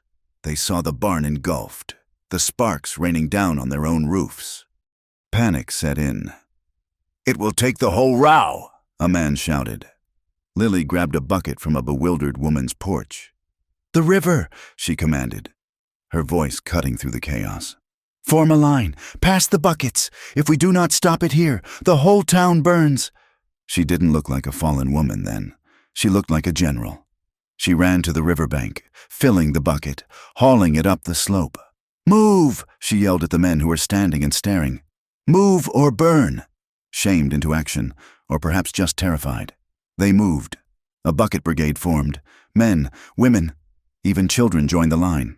Water splashed and sloshed as buckets were passed hand to hand. Lily stood at the front, closest to the heat. Her face was blackened with soot, her dress soaked. She threw water on the roof of the nearest house, steaming and hissing as the sparks landed. Inside the burning barn, Cole was fighting his own battle. The heat was blistering. He couldn't see through the smoke. He found the gate to the pen by feel, the metal searing his hands. He kicked the latch open. "Yeah, get out!" He slapped the rumps of the terrified steers. They stampeded past him, knocking him against the burning wall. He smelled his own hair singing. He stumbled out the back door, coughing violently, just as the roof of the barn groaned and collapsed inward in a fountain of sparks. He fell to his knees in the dirt, gasping for air. He looked up. He saw the bucket line. He saw Lily, a silhouette against the inferno, directing the townspeople. She was saving the homes of the people who had spat on her. He forced himself up. He grabbed a shovel. He joined the line, throwing dirt on the embers that drifted too close to the houses. They fought the fire for 3 hours. They fought until their arms were lead and their lungs were raw. When the sun rose, the barn was a pile of smoldering black ash. But the houses stood. The town was safe. The bucket line dissolved. People stood in the gray light, covered in soot, looking at each other. They looked at Lily, who was sitting on an overturned crate, her hands blistered, her face streaked with grime and sweat. She looked wrecked. She looked magnificent. Cole walked over to her. He was limping, and his bandaged shoulder was bleeding again, seeping through his shirt. He put a hand on her shoulder. She looked up at him, her eyes bright in her dark face. "We saved them," she whispered. A woman walked up to them. It was Mrs. Gable, the wife of the general store owner, a woman who had famously crossed the street to avoid Lily for 6 months. Mrs. Gable held a tin dipper of water. She hesitated, then held it out to Lily. "Drink," the woman said. Her voice was stiff, but not unkind. "You swallowed a lot of smoke." Lily took the dipper.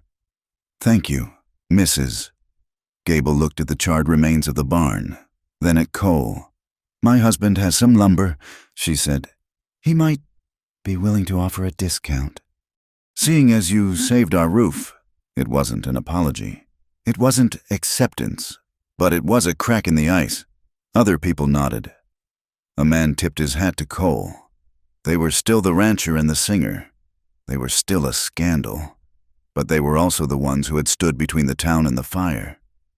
Cole looked at Lily. He saw the pride in her weary posture. "Let us go home," he said. "Yes," Lily said. "Let us go home." They mounted their horses, the animals skittish from the smell of smoke. As they rode out of town, they didn't look back. But this time, no one jeered.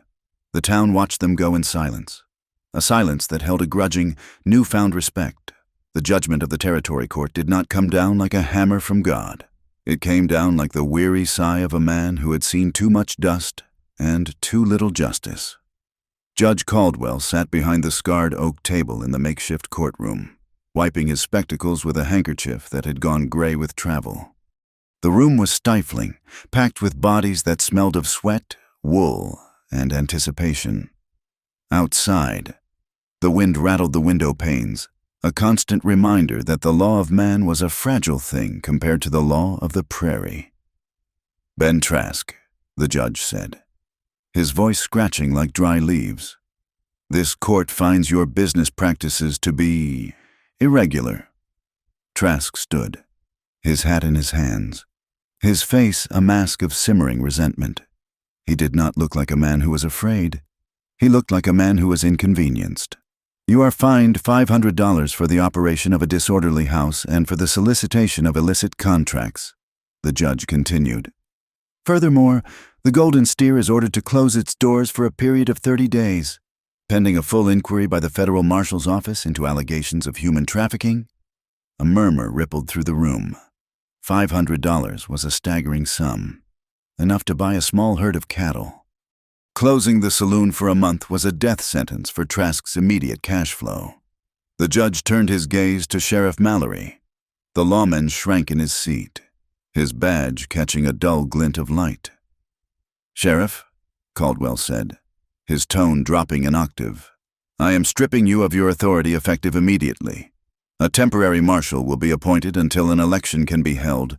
You are to remain in town, Mr. Mallory. Do not think about taking a trip. You will be watched." It was not a hanging. It was not a prison sentence. No one had said the words kidnapping or assault. No one had pointed a finger at Trask and called him a slaver. To the casual observer, it was a bureaucratic slap on the wrist. But to Lily Hart, sitting with her back straight and her hands clasped so tightly her knuckles were white. It was an earthquake. She looked at Trask. For the first time since she had arrived in Iron Ridge, she saw fear in his eyes.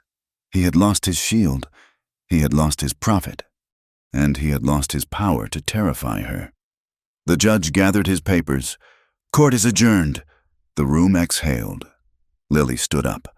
Cole rose beside her, his presence a warm, solid wall against the press of the crowd. He did not look at the judge. He looked at the crowd, his eyes scanning for threats, his hand resting casually near the pistol on his hip. They walked down the center aisle. The crowd parted, but it was not a parting of the Red Sea. It was a reluctant shuffling of feet. Lily saw the faces. Mrs. Miller, the baker's wife, turned her back pointedly, pulling her shawl tight as if Lily were a contagious disease. A group of miners near the door muttered something about trouble and witch, spitting tobacco juice on the floor near Lily's hem. "Got what he deserved," one man whispered loud enough to be heard. "Losing his barn, losing his cattle, all for a saloon girl." The words stung, burying themselves like splinters in Lily's skin. She kept her chin high, refusing to flinch. She had walked through fire for this town. She would walk through their scorn. But then, near the door, she saw Mrs. Gable, the merchant's wife, who had handed her the water during the fire, stood with her 2 daughters. As Lily passed, Mrs. Gable did not turn away. She nodded. It was a stiff, brief motion, barely a dipping of the chin. But her eyes met Lily's. There was no warmth there, but there was no contempt. There was a recognition of a shared reality, survival, behind her. Old man Miller tipped his hat to Cole. "Good luck to you, Mercer," he rumbled. They stepped out into the blinding sunlight of the street. The air tasted of dust and freedom. "It is not enough," Cole said quietly, his jaw tight. "Trask should be in chains." "It is enough," Lily said. She took a deep breath, feeling the air fill her lungs, lungs that were no longer owned by anyone but herself. "He cannot touch me, Cole, and he knows it. I did not get an apology, but I got my life back." She felt a complicated weight settle in her chest. She was proud. She had stood up and spoken her truth, but she was also tired. A bone-deep weariness that made her knees tremble. Her reputation was still tattered. To half the town, she would always be the woman who lived in sin with the rancher. But as she looked at Cole, seeing the protective hunch of his shoulders and the way he positioned himself between her and the street, she realized that reputation was a currency she no longer cared to hoard. "Let us go home," she said. The ranch was exactly as they had left it, indifferent to the drama of courtrooms and judges. The wind whispered through the new grass, bending the green stalks in long, rippling waves. The clouds dragged vast, purple shadows over the distant hills, and the mountains watched in their silent, granite judgment. The earth did not care that Lily had been scandalized. It did not care that Cole had been shot. It cared only that the fences were down and the barn was a pile of black ash.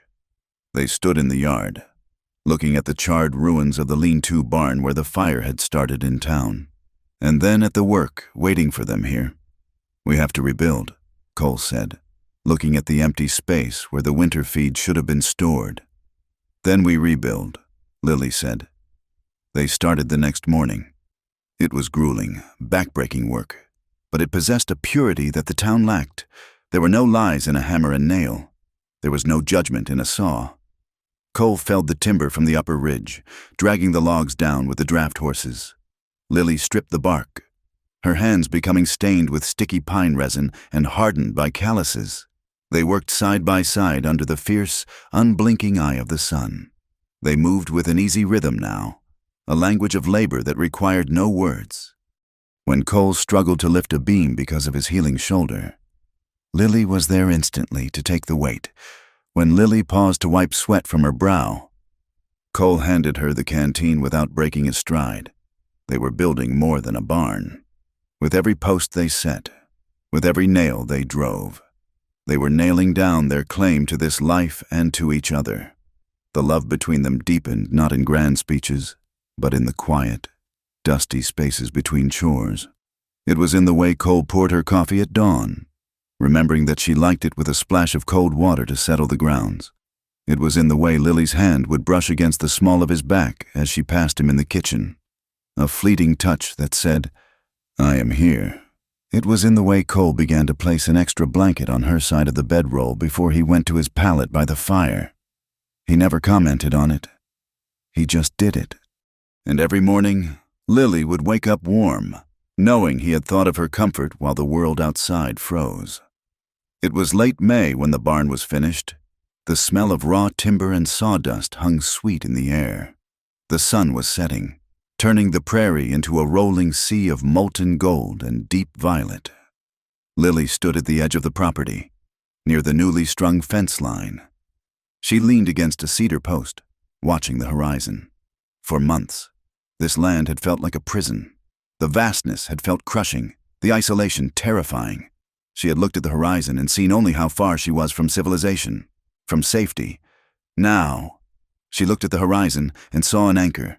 She saw the way the light hit the ridges, turning them the color of crushed plums. She heard the meadowlarks calling to one another, a piercing, joyful sound. She felt the wind, not as an assault, but as a caress. She was not trapped. She was free. She heard the crunch of boots on gravel behind her. She did not turn.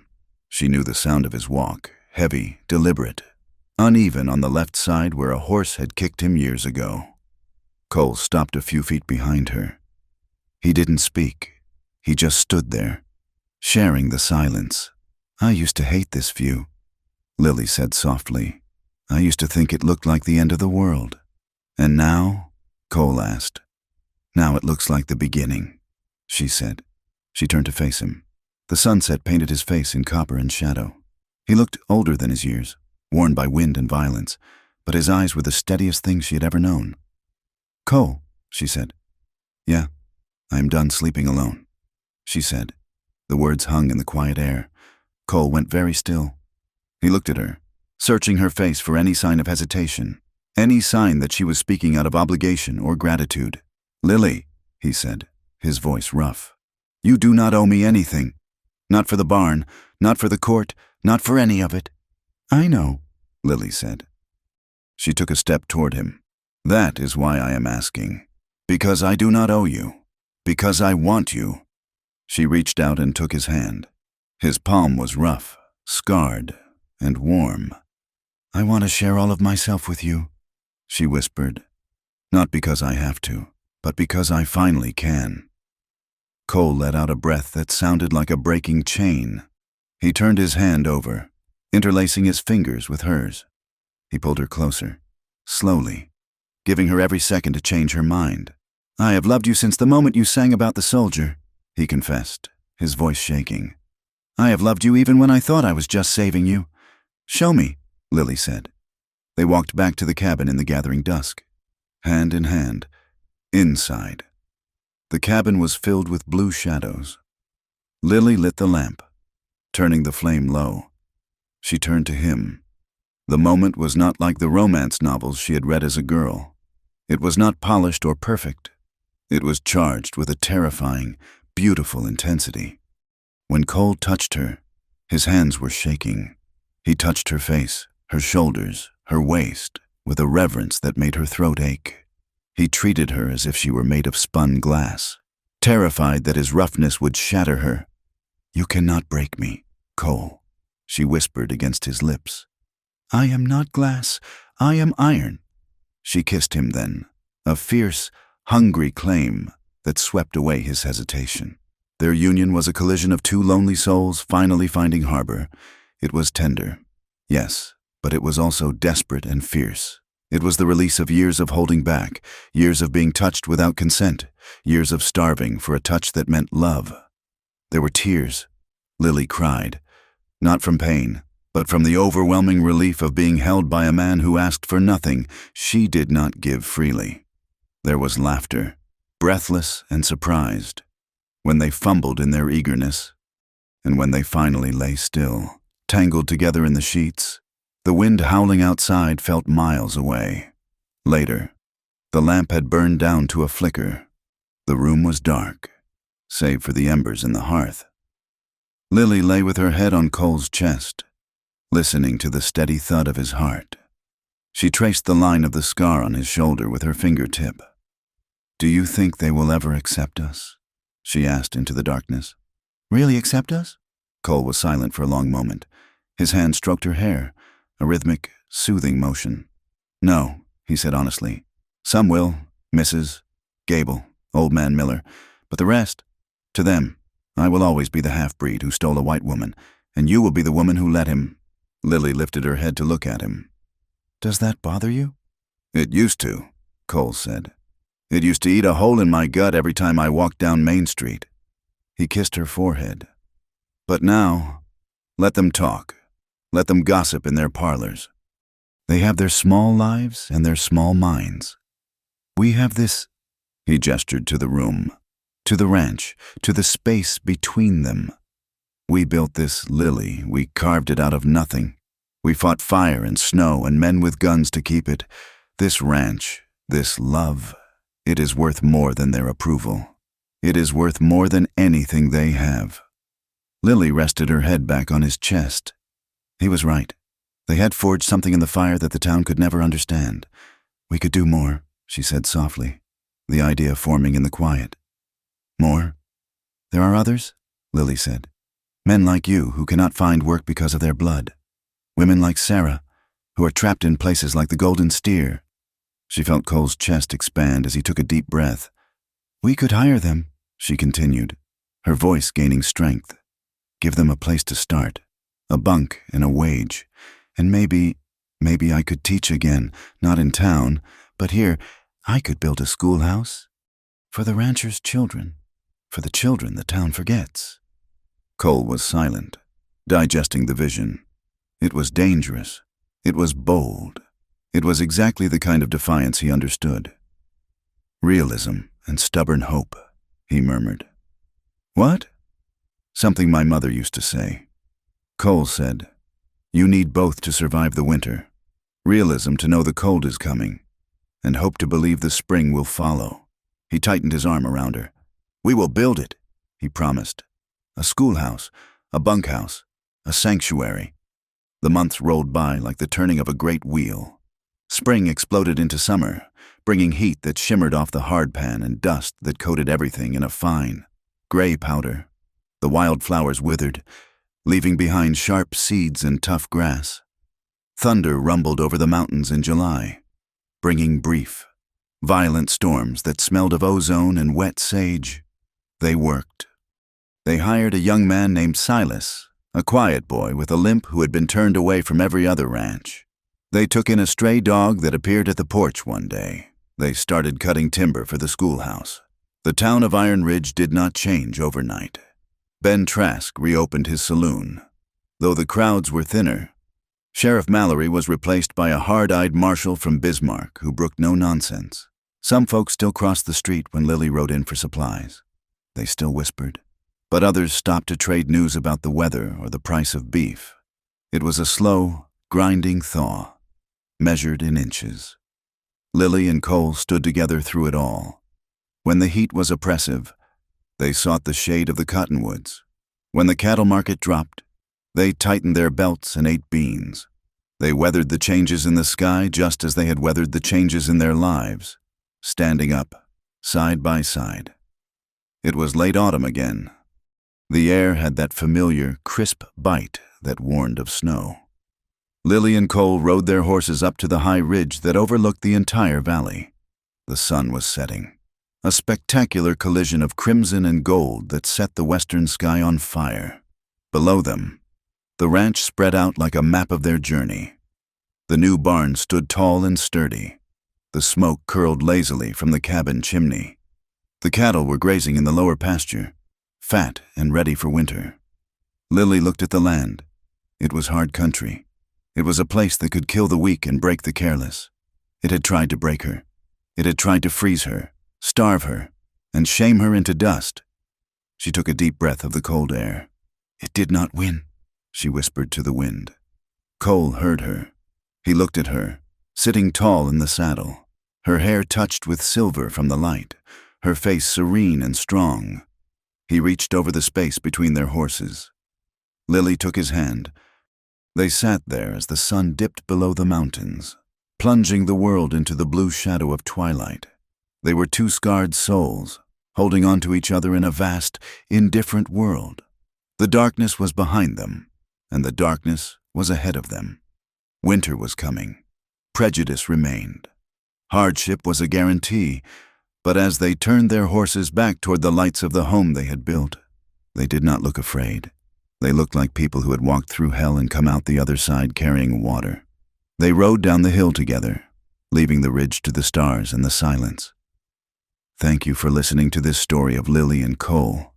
It has been a journey through the dust, the snow, and the resilience of the human heart.